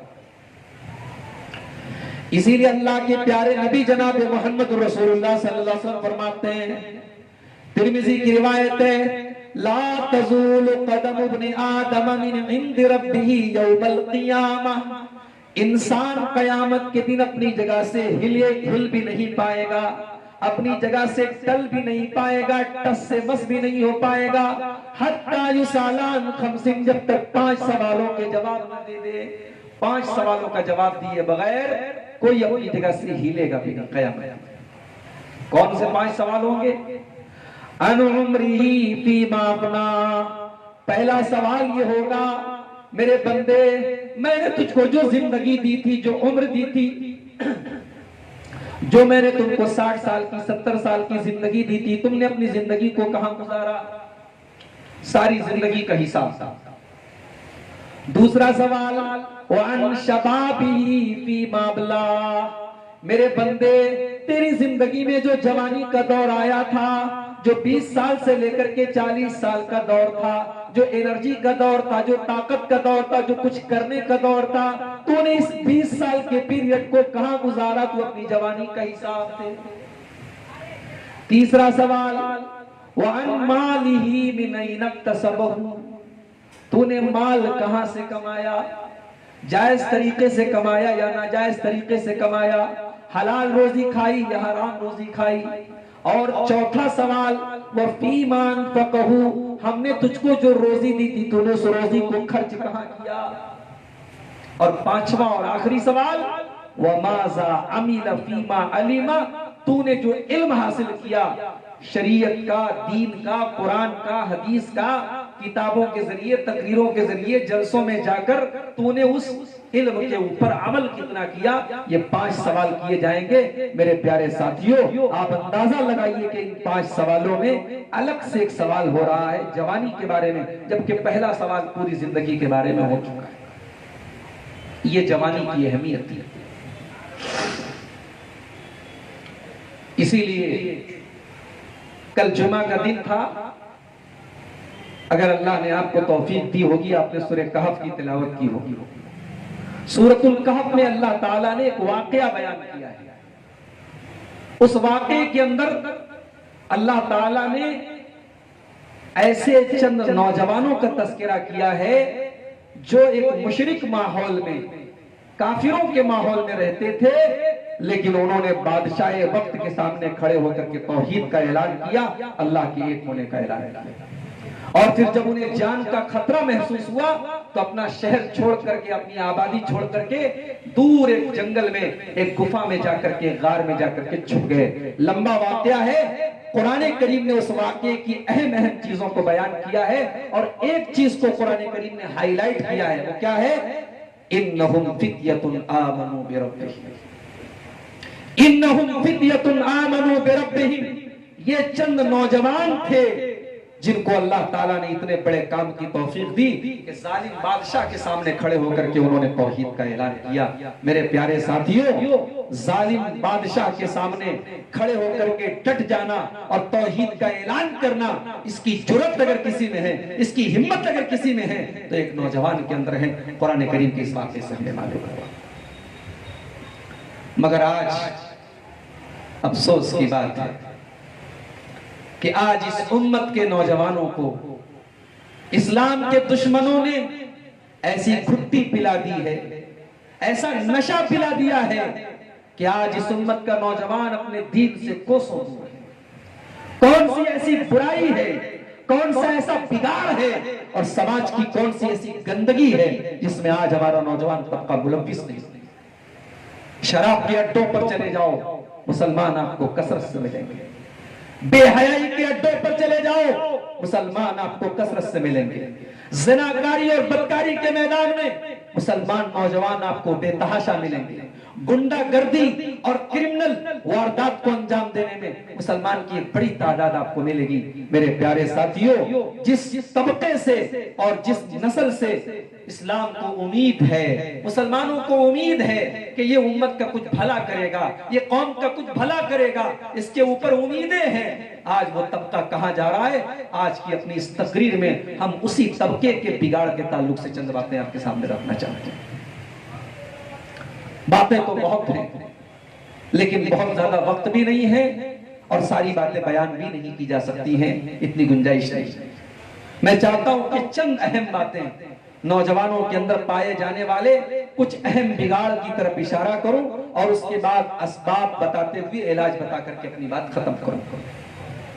نوجوانوں کے اندر اس وقت بہت بڑا بگاڑ جو ہم دیکھ رہے ہیں وہ یہ ہے کہ بہت سارے نوجوان اس کائنات میں اپنے سب سے بڑے محسن، یعنی اللہ کے بندوں میں جس کا سب سے بڑا حق ہمارے اوپر ہے، ہمارے ماں باپ، آج ہمارے بہت سارے نوجوان اپنے ماں باپ کے ساتھ بدسلوکی کرتے ہیں، ماں باپ کو تکلیف دیتے ہیں، ماں باپ کا خیال نہیں کرتے، ماں باپ کے دکھ اور ان کی پریشانیوں کو نہیں سمجھتے۔ بہت سارے نوجوان ایسے، اور اس میں صرف وہ نوجوان نہیں ہے جو دین سے دور ہیں، اس میں صرف وہ نوجوان نہیں ہے جو بے دین ہیں، میں ایسے بھی بہت سارے نوجوانوں کو جانتا ہوں جو پانچوں ٹائم کے نمازی ہیں، پانچوں ٹائم کے نمازی ہیں، چہرے پر ماشاءاللہ داڑھی ہے، چہرے پر ماتھے پر سجدے کا نشان ہے، مگر گھر میں بوڑھی ماں ہے، بوڑھا باپ ہے، اس نوجوان کے پاس اپنی ماں کے پاس بیٹھ کر کے 2 لمحہ 2 منٹ اپنی ماں سے چند باتیں کرنے کی بھی فرصت نہیں ہے۔ سارے زمانے کے ساتھ اچھا سلوک کر رہا ہے، سارا گاؤں اس کی تعریف کر رہا ہے، سارا محلہ اس کی تعریف کر رہا ہے، لیکن اس کے ماں باپ کا دل اس سے دکھی ہے، ماں باپ کو ستا رہا ہے۔ یاد رکھو یہ بہت بڑا گناہ ہے، بہت بڑا گناہ ہے۔ بہت سارے گناہوں کی سزا اللہ تعالیٰ آخرت میں تو دے گا ہی، دنیا میں بھی اللہ تعالیٰ دیتا ہے۔ ان گناہوں میں سے گناہ یہ بھی ہے کہ آدمی اپنے ماں باپ کے ساتھ بدسلوکی کرے، ماں باپ کے ساتھ بدتمیزی کرے۔ اسی لیے اللہ کے پیارے نبی فرماتے ہیں اثنان یعجلہم اللہ فی الدنیا، دو قسم کے گناہ سے جن کی سزا اللہ تعالیٰ دنیا ہی میں دے دیتا ہے، آخرت میں تو جو سزا دے گا وہ دے گا۔ دو گناہ ایسے ہیں جن کی سزا اللہ تبارک و تعالیٰ دنیا ہی میں دے دیتا ہے۔ کون سے دو گناہ ہیں؟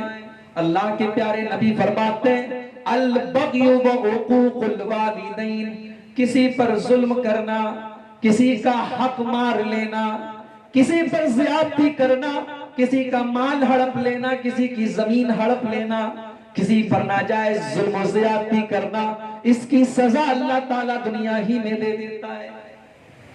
ظلم کرنے والا یاد رکھے، ظلم کرنے والا یاد رکھے کہ آج نہیں تو کل اس کے ظلم کی سزا اس کو دنیا میں ملے گی۔ اور دوسرا گناہ کیا ہے؟ وعقوق الوالدین، اپنے ماں باپ کو ستانے والا، اپنے ماں باپ کی آنکھوں میں آنسو لانے والا، اپنے ماں باپ کو گالیاں دینے والا، اپنے ماں باپ سے بدتمیزی کرنے والا بھی یاد رکھے کہ دنیا میں وہ اپنے انجام کو پہنچے گا۔ ماں اور باپ، ان کا حق معلوم ہے آپ کو؟ اگر ماں کے بارے میں یہ کہا گیا کہ ماں کے قدموں کے نیچے جنت ہے، صحابی اللہ کے رسول کے پاس آتے ہیں، مسلم شریف کی روایت ہے، اے اللہ کے نبی میں آپ کے ساتھ غزوے میں جانا چاہتا ہوں، لڑائی میں جانا چاہتا ہوں۔ اللہ کے نبی پوچھتے ہیں کیا تیری ماں زندہ ہے؟ صحابی جواب دیتے کہ ہاں اللہ کے نبی میری ماں زندہ ہے، موجود ہے۔ اور صحابی کی ماں کی خدمت کرنے والا کوئی اور نہیں تھا گھر میں۔ نبی اکرم کو یہ بات معلوم تھی، آپ نے فرمایا فَلْزَمْهَا فَإِنَّ الْجَنَّةَ تَحْتَ قَدَمِهَا، جب تیری ماں گھر میں اکیلی ہے اور ماں کی دیکھ بھال کرنے والا کوئی اور نہیں ہے تو اس غزوے میں، اس لڑائی میں، اس جنگ میں جانا تیرے لیے ضروری نہیں ہے، تو جا کر کے اپنی ماں کی خدمت کر، اس لیے کہ تو غزوے میں کس لیے جانا چاہتا ہے؟ تاکہ تو جنت حاصل کر لے، تجھے جنت ملے۔ جب وہ جنت تجھے گھر بیٹھے مل رہی ہے، اپنی ماں کے قدموں کے نیچے مل رہی ہے، ماں کی خدمت کر کے مل رہی ہے، تو تجھے اس غزوے میں جانے کی ضرورت نہیں ہے۔ فَلْزَمْهَا فَإِنَّ الْجَنَّةَ تَحْتَ قَدَمِهَا، اپنی ماں کی خدمت کر، تیری ماں کے قدموں کے نیچے تیری جنت ہے۔ اور باپ کے بارے میں، باپ کے بارے میں اللہ کے نبی صلی اللہ علیہ وسلم فرمایا الوالد اوسط ابواب الجنہ، باپ جنت کا دروازہ ہے، جنت میں انٹری کرنا ہے، باپ کو ناراض کر کے نہیں کر سکتے میرے بھائیوں۔ اگر باپ نے آپ کے ساتھ کوئی مان لیجئے کہ حق تلفی بھی کر دی ہے، باپ نے اپنا حق ادا کرنے میں کوئی کمی کر دی ہے، لیکن آپ ایک بیٹے کا فرض نبھائیے اگر آپ اللہ کی جنت میں جانا چاہتے ہیں، اس لیے کہ باپ جنت کا دروازہ ہے۔ تو ماں باپ کے ساتھ بدتمیزی کرنا یہ بہت بڑا بگاڑ ہے جو آج ہماری نوجوان نسل کے اندر پایا جاتا ہے۔ دوسری چیز، دوسرا بگاڑ جو اس وقت ہماری نوجوان نسل کو بہت تیزی سے برباد کر رہا ہے، اور وہ ہے عشق بازی کا چکر۔ اللہ کی قسم بہت کم نوجوان لڑکے اور لڑکیاں ایسے ہیں جو اس فتنے سے محفوظ ہیں۔ ہر گھر اور ہر خاندان اور ہر محلے کا یہ مسئلہ ہے، لڑکا جوان ہو گیا، لڑکی جوان ہو گئی، کسی کے ساتھ افیئر چل رہا ہے۔ اور ایک زمانہ تھا جب محلے میں کسی کے بارے میں یہ پتہ چلتا تھا کہ فلاں کے گھر کی لڑکی بدچلن ہے، فلاں کا لڑکا بدچلن ہے، تو لوگ اس لڑکے سے ہوشیار رہتے تھے، لوگ اس لڑکی سے ہوشیار رہتے تھے، سارا سماج اس کو برا مانتا تھا۔ مگر آج زمانہ ترقی کر گیا ہے، آج زمانہ ڈیولپ کر گیا ہے، آج حالات یہ ہے लड़का अपने दोस्तों से कहता है मेरी तो इतनी गर्ल फ्रेंड्स हैं, मेरी तो इतनी लड़कियों से दोस्ती है, मेरे मोबाइल पर तो इतनी लड़कियों के नंबर हैं, मैं इतनी लड़कियों से बात करता हूं। आज ये हालात हैं हमारी नौजवान नस्ल के। मेरे प्यारे साथियों, जब मर्द या औरत जवान होता है, जब लड़का या लड़की जवान होता है, तो उसके अंदर अपोजिट सेक्स के लिए, जिनसे मुखालिफ के लिए एक अपील होती है। मर्द को औरत की जरूरत होती है, औरत को मर्द की जरूरत होती है, और इसी जरूरत को पूरा करने के लिए इस्लाम ने निकाह का सिस्टम बनाया है, शादी का सिस्टम बनाया है और निकाह करने का हुक्म दिया है। और इसीलिए इस्लाम ये तालीम देता है, जब लड़का जवान हो जाए, जब लड़की जवान हो जाए, तो जल्दी से निकाह कर दो, निकाह करने में देर न करो। नबी अकरम फरमाते हैं, बुखारी और मुस्लिम की रिवायत है, या माशर शबाबी मन इस्तताअ मिनकुमुल बाअत फलयतज़व्वज। ऐ नौजवानों, जब तुम जवान हो जाओ, जब तुम शादी के काबिल हो जाओ, जब तुम अपनी होने वाली बीवी की जिम्मेदारी उठाने के काबिल हो जाओ, फलयतज़व्वज, तो जल्दी से शादी कर लो। फइन्नहु अक़ज़्ज़ु लिलबसर व अहसनु लिलफर्ज। इसलिए कि निकाह कर लेने से, शादी कर लेने से इंसान की शर्मगाह महफूज हो जाती है और इंसान की निगाहें झुक जाती हैं। निकाह करा। आज हमारे यहाँ हमारे बहुत सारे बनारस के अहबाब बैठे हुए हैं, और गुजरात का माहौल भी जहां तक मैं जानता हूं, शादी ब्याह में बड़ी फजूल खर्ची है, बड़े रस्म रिवाज, बारात है, जहेज है, लेन देन है। अभी कल मेरा प्रोग्राम था बिहार में, कटिहार में। वहां मुझे एक अजीब व गरीब बात मालूम हुई कि जब शादी का रिश्ता तय होता है, तो लड़का वाला, लड़के का बाप लड़की से कहता है, आप मुझे 2 लाख रुपया दीजिए। 2 लाख, 4 लाख, 5 लाख, जितने की भी डिमांड कर ले, और लड़की का बाप बेचारा उस 2, 4, 5 लाख का इंतजाम करता है, और फिर उसी 4 लाख में से 50,000, 25,000 रुपए का महर का कोई जेवर लड़का तैयार करके अपनी बीवी को देता है। मैंने कल रात में तकरीर की बिहार में, मैंने कहा मेरे भाइयों, कुरान करीम ने महर को शौहर का माल करार दिया है कि शौहर अपने माल में से महर दे। अंतबतगू बिअमवालिकुम, कुरान ने मर्दों से कहा कि तुम अपना माल खर्च करके निकाह करो। मैंने कहा कि इससे बड़ी बेहयाई और बेगैरती क्या होगी कि निकाह के अंदर जो सबसे अहम जिम्मेदारी है मर्द की, लड़के की, कि कम से कम महर तो उसकी कमाई का हो, आप लोगों ने उस महर की कमाई को भी लड़की के बाप के ऊपर डाल दिया है। तो ये रस्म और रिवाज है, बिहार हो चाहे बंगाल हो, उत्तर प्रदेश हो या गुजरात हो, हर जगह इन रस्म और रिवाज की जंजीरों ने निकाह के सिस्टम को मुश्किल किया है। और जब निकाह मुश्किल होगा, जब शादी मुश्किल होगी, लड़कों की उम्र निकलेगी, लड़कियों की उम्र बढ़ेगी, तो याद रखो मेरे भाइयों, उम्र के बढ़ने के साथ साथ जज्बात पैदा होंगे, और फिर कदम के बहकने के और इश्कबाजी के और अफेयर के उतने ही ज्यादा चांसेस बढ़ेंगे। इसीलिए अल्लाह के प्यारे नबी सल्लल्लाहु अलैहि वसल्लम फरमाते हैं, इज़ा खतब इलैकुम मन तर्ज़ौन दीनहु, जब तुम्हारे लड़का या लड़की के लिए किसी दीनदार घर से रिश्ता आ जाए, किसी दीनदार लड़के या लड़की का रिश्ता तुम्हारे बेटा या बेटी के लिए आ जाए, फज़व्विजूहु, तो तुम जल्दी से निकाह कर दो। व इल्ला तफ़अलू, अगर तुमने ऐसा नहीं किया, तकुन फितनतुन फिल अर्ज़ि व फसादुन अरीज़, तो जमीन के अंदर फितना फैल जाएगा, फसाद फैल जाएगा, बिगाड़ फैल जाएगा। आज वो बिगाड़ फैल चुका है, आज हमने निकाह को मुश्किल बनाया है और ज़िनाकारी आसान है मेरे प्यारे साथी। तो ये दूसरा बिगाड़ है जो हमारी नौजवान नस्ल को तबाह और बर्बाद कर रहा है, इश्क का चक्कर। मुझसे भी बात नौजवान कभी मोबाइल पर व्हाट्सएप करके, कभी कॉल करके पूछते हैं, मौलवी साहब मोहब्बत करना कैसा है, इश्क करना कैसा है। बात आई है तो मैं एक बात आपको बताना चाहता हूं।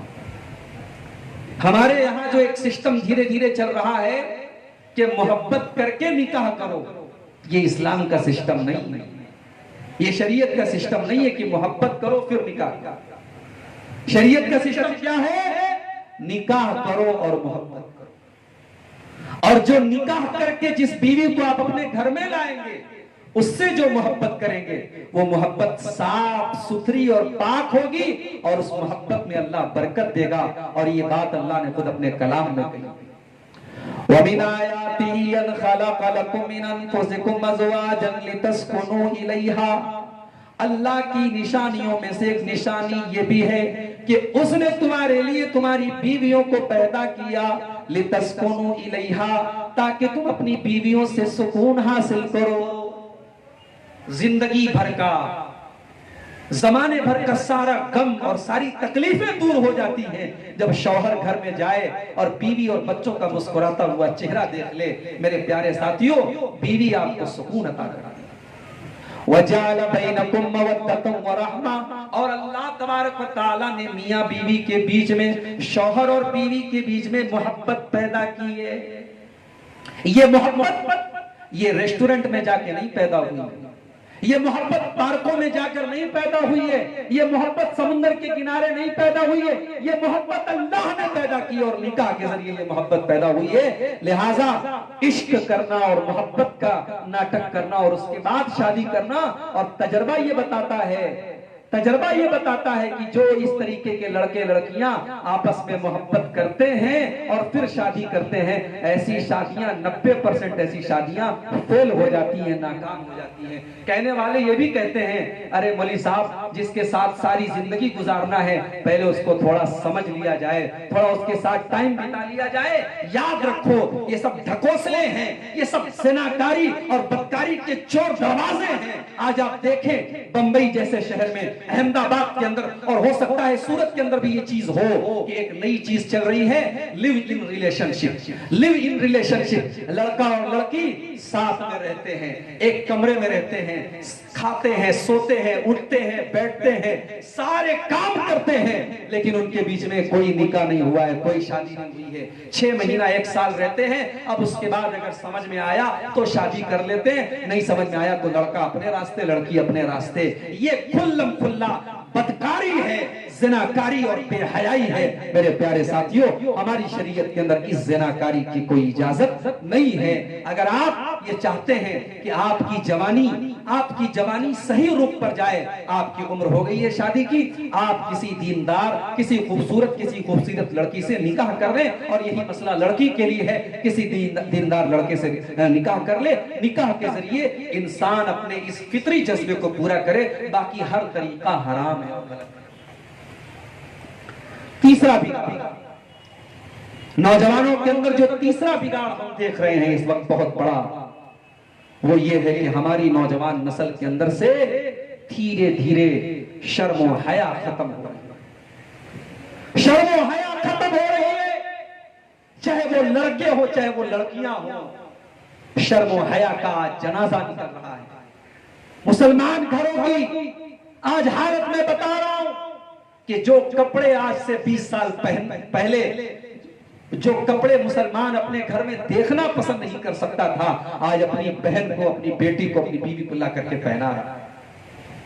حیا ختم ہو رہی ہے میرے بھائیوں, شرم ختم ہو رہی ہے, غیرت ختم ہو رہی ہے. بڑے بڑے شہروں کا کہنا کیا ہے, ہمارے مولانا صاحب بیٹھے ہوئے ہیں, ان کے گاؤں میں گیا تھا بہار کے اندر, دیہاتوں کے اندر بھی آج حالات خراب ہو رہے ہیں. بے حیائی کا سیلاب آج شہروں سے اٹھتے ہوئے دیہاتوں تک جا پہنچا ہے. میرے پیارے ساتھیوں جس سماج کے اندر سے حیا نکل جائے, شرم نکل جائے, یاد رکھو سماج کے اندر سے ایک دن ایمان بھی نکل جائے گا. اس لیے کہ جناب محمد رسول اللہ صلی اللہ علیہ وسلم فرماتے ہیں, شعب الایمان کی صحیح روایت ہے, آپ نے فرمایا الایمان والحیاء قرنا جمیعا, حیا اور ایمان دونوں ساتھ ساتھ رہتے ہیں. حیا اور ایمان کا چولی دامن کا رشتہ ہے, حیا اور ایمان ہمیشہ ساتھ رہتے ہیں. فَإِذَا رفیہ احدہما رفیہ الآخر, جس سوسائٹی سے حیا نکل جائے, جس سماج سے شرم چلی جائے, غیرت چلی جائے, اس سماج سے ایمان بھی چلا جائے گا. اگر آج آپ کے محلے سے, آپ کے گھر سے حیا نکل رہی ہے تو مجھے اجازت دیجیے یہ کہنے کی کہ اللہ نہ کرے 10 سال کے بعد اس گھر کے اندر سے جہاں سے آج حیا جا رہی ہے، غیرت جا رہی ہے، اس گھر سے ایمان بھی چلا جائے گا، اس گھر میں بے دینی آ جائے گی، اس گھر میں الحاد آ جائے گا۔ میرے پیارے ساتھیوں، میرے نوجوان ساتھیوں، اپنے اندر حیا پیدا کرو۔ ہمارے پیارے نبی جن کا ہم کلمہ پڑھتے ہیں، ان کے بارے میں صحابہ کہتے ہیں کان اشد حیاء من العذراء فی خدرہا۔ میرے نبی، میرے حبیب، میرے رسول جناب محمد رسول اللہ صلی اللہ علیہ وسلم ایک کنواری لڑکی سے بھی زیادہ، ایک کنواری لڑکی جو ہوتی ہے بڑی حیادار ہوتی ہے، بڑی پاک دامن ہوتی ہے۔ میرے پیارے نبی صلی اللہ علیہ وسلم اس کنواری لڑکی سے بھی زیادہ حیادار اور عفت مآب اور پاک دامن۔ اور ہماری مائیں بہنیں بھی یاد رکھیں، کپڑا جب خریدنے جائیں مارکیٹ میں تو یہ بھی ضرور دیکھ لیں کہ یہ کپڑا آپ کے جسم کو چھپا رہا ہے یا آپ کے جسم کو اور نمایاں کر رہا ہے۔ کہیں ایسا تو نہیں کہ فیشن کے نام پر جو کپڑا آپ اپنے گھر میں لا کر کے پہن رہی ہیں، اس کپڑے نے آپ کو بجائے کپڑا پہنانے کے آپ کو اور ننگا کر دیا ہے۔ اگر واقعی میں ایسا ہے اور ہے، ایسے کپڑے آج ہمارے اور آپ کے گھروں میں پہنے جا رہے ہیں، تو یاد رکھیے میرے نبی کی وہ حدیث جو آپ نے سینکڑوں اور ہزاروں بار سنی ہوگی۔ اللہ کے پیارے نبی صلی اللہ علیہ وسلم فرماتے ہیں کہ میری امت کے کچھ لوگ جہنم میں جائیں گے، ان میں وہ عورتیں بھی ہوں گی، وَنِسَاءٌ كَاسِيَاتٌ عَارِيَاتٌ مُمِيلَاتٌ مَائِلَاتٌ، ایسی عورتیں ہوں گی جو کپڑا پہننے کے باوجود ننگی ہوں گی، مُمِيلَاتٌ، وہ غیر مردوں کو اپنی طرف آکرشت کریں گی، مائل کریں گی، مائلَاتٌ، اور جب وہ چلیں گی ان کے چلنے کا انداز بھی بے حیا عورتوں کی طرح ہوگا، وہ بے حیا عورتوں کی طرح چلیں گی، لا يدخلن الجنہ، ایسی عورتیں جنت میں نہیں جائیں گی، اور جنت میں جانا تو بہت دور کی بات ہے، ولا یجدن ریحہا، وہ تو جنت کی خوشبو بھی نہیں پائیں گی۔ جنت کی خوشبو سے بھی ایسی بے حیا عورتیں محروم ہوگی۔ میرے نوجوان ساتھیوں، آج ہمارے نوجوان کی زبان پر گالیاں دیکھیے آپ، گالیاں، ماں بہن کی گالیاں آج تک یہ کلام ہے۔ آج ہمارا نوجوان فخر سے ایک دوسرے کو گالی دیتا ہے، جبکہ جس نبی کا ہم کلمہ پڑھتے ہیں اس نبی نے کیا تعلیم دی ہے۔ ہائے ہائے، اما عائشہ کہتی ہیں لم یکن فاحشن ولا متفحشن، میرے نبی کی زبان پر گالی تو بڑی دور کی بات ہے، کبھی کوئی گندی بات، کبھی کوئی ولگر بات، کبھی کوئی بیہودہ بات میرے نبی کی زبان پر نہیں آئی۔ میرے نبی اگر کوئی پرائیویٹ بات بھی کبھی آپ کو کرنا پڑتا تھا تو اشارے کنائے میں کرتے تھے تاکہ آپ کی زبان پر وہ الفاظ نہ آئیں جو الفاظ کے اچھے نہ لگیں۔ اللہ کے نبی اپنی زبان کی اتنی حفاظت کرتے تھے، اور آج اسی نبی کا کلمہ پڑھنے والے اور اسی نبی پر جان چھڑکنے کا دعویٰ کرنے والے میرے پیارے ساتھیوں، آج ہماری زبانوں پر کتنی گالیاں ہیں اور کتنے گندے گندے جملے ہیں۔ اللہ ہم سب کی حفاظت کرے۔ یہ تیسرا بگاڑ ہے جو ہم اپنی نوجوان نسل کے اندر دیکھتے ہیں۔ نمبر 4، چوتھا بگاڑ، ذرا سا ہمارا نوجوان بھائی جم چلا گیا، ذرا سا اس کے بازوؤں میں مچھلیاں پھڑپھڑانے لگی تو ادھر دو چار کو مار دیا، ادھر دو چار کو مار دیا، ذرا سا کسی سے ہلکی سی کہا سنی ہوئی اس کو دو پھیٹ مار دیا۔ مار پیٹ کرنا اور گنڈا گردی کرنا آج یہ بھی ہمارے نوجوانوں کا ایک شیوا بن چکا ہے، عادت بن چکا ہے۔ یاد رکھو میرے پیارے ساتھیوں، اپنے جسم کو طاقتور بنانا یہ اچھی بات ہے، طاقتور بنو، جم جاؤ، اپنے جسم کو مضبوط بناؤ، یہ اسلام کی بھی تعلیم ہے۔ اللہ کے پیارے نبی جناب محمد رسول اللہ صلی اللہ علیہ وسلم فرماتے ہیں المؤمن القوی خیر واحب الی اللہ من المؤمن الضعیف، جو طاقتور مومن ہوتا ہے وہ کمزور مومن کے مقابلے میں زیادہ اللہ تعالیٰ کو پسند ہوتا ہے۔ آپ طاقتور بنیں لیکن یاد رکھیں طاقت کا غلط استعمال نہ کریں۔ آپ کی طاقت، آپ کے جسم کی قوت، آپ کی انرجی غلط چیز کے لیے استعمال نہ ہو، ظلم کرنے کے لیے استعمال نہ ہو، ظلم کا مقابلہ کرنے کے لیے آپ کی طاقت استعمال ہونی چاہیے۔ آپ کسی بے قصور کو، کسی مظلوم پر ظلم نہ کریں بلکہ ظالم کو اس کے انجام تک پہنچائیں۔ آپ کی طاقت صحیح جگہ استعمال ہو، یہ شریعت آپ کو تعلیم دیتی ہے۔ اور یاد رکھو اگر آپ نے کسی پر ناجائز ایک تھپڑ بھی مارا ہے، کسی کے گال پر اگر آپ نے ناجائز ایک تھپڑ بھی مارا ہے تو اس کا بھی قیامت کے دن آپ کو حساب دینا پڑے گا۔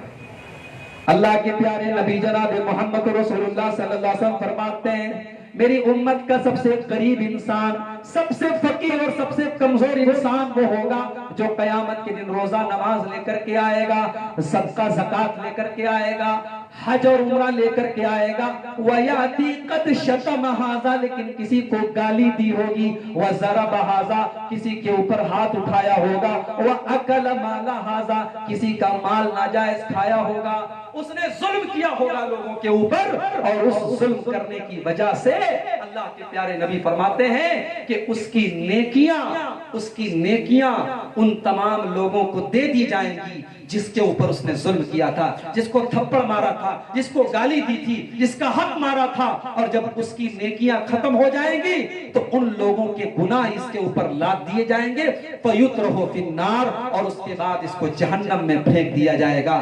جو روزہ نماز لے کر کے آیا تھا، صدقہ زکوٰۃ لے کر کے آیا تھا، حج اور عمرہ لے کر کے آیا تھا، لیکن دنیا میں اپنی طاقت کا غلط استعمال کیا تھا، لوگوں پر ظلم کیا تھا، اللہ کے پیارے نبی فرماتے ہیں گھسیٹ کر کے جہنم میں ڈالا جائے۔ لیکن آج اللہ ہمیں معاف کرے، گنڈا گردی اور اپنی طاقت کا غلط استعمال کرنے میں ہم سب سے آگے، اور خاص طور سے جب ہمارے سامنے ہمارا کوئی اپنا بھائی ہو تو ہمارے بازو اور تیز پڑپڑانے لگتے ہیں، کوئی غیر ہو، کوئی دوسرا ہو تو 2 منٹ کے لیے ہم چپ ہو جائیں گے، نہیں دوسرا ہے، لیکن اپنا بھائی ہو تو ہمارے ہاتھ بہت تیزی سے اڑ جاتے ہیں، نہیں میرے بھائی۔ کسی پر اگر ناجائز کبھی آپ نے ہاتھ اٹھا بھی دیا ہے تو زندگی میں اس سے معافی مانگ لیجئے، یہ میرے نبی کی تعلیم ہے، یہ صحابہ کی۔ حضرت ابو بکر صدیق رضی اللہ تعالیٰ عنہ کون نہیں جانتا، سارے کے سارے صحابہ میں سب سے اونچا مقام اگر کسی کا ہے تو ابو بکر صدیق رضی اللہ تعالیٰ عنہ کا ہے۔ اللہ کے نبی نے ابو بکر صدیق کو ایک زمین دی، اور اس زمین کے بغل میں، اس زمین کے بازو میں ایک زمین حضرت ربیعہ اسلمی کو دی۔ بڑے غور سے سنیے گا، دونوں کی زمین ایک دوسرے سے سٹی ہوئی۔ حضرت ابو بکر صدیق رضی اللہ تعالیٰ عنہ اور حضرت ربیعہ کی، ان دونوں کی زمین کے بیچ میں ایک کھجور کا پیڑ تھا۔ حضرت ابو بکر کہنے لگے اے ربیعہ، یہ کھجور کا پیڑ تو میری زمین کے اندر آتا ہے، یہ میری باؤنڈری میں آتا ہے، یہ کھجور کا پیڑ تو میرا ہے۔ ربیعہ رضی اللہ تعالیٰ عنہ نے فرمایا نہیں اے ابو بکر صدیق، آپ کو غلط فہمی ہو گئی ہے، یہ کھجور کا پیڑ تو میری باؤنڈری کے اندر آ رہا ہے، یہ کھجور کا پیڑ تو میرا ہے۔ حضرت ربیعہ کہتے ہیں ایک کھجور کے پیڑ کو لے کر کے ہم دونوں کے بیچ میں جھگڑا ہو گیا، فجاءت الدنیا، اور دنیا داری ہمارے بیچ میں آ گئی، دنیا کا لالچ آ گیا، اللہ، دنیا آ گئی بیچ میں۔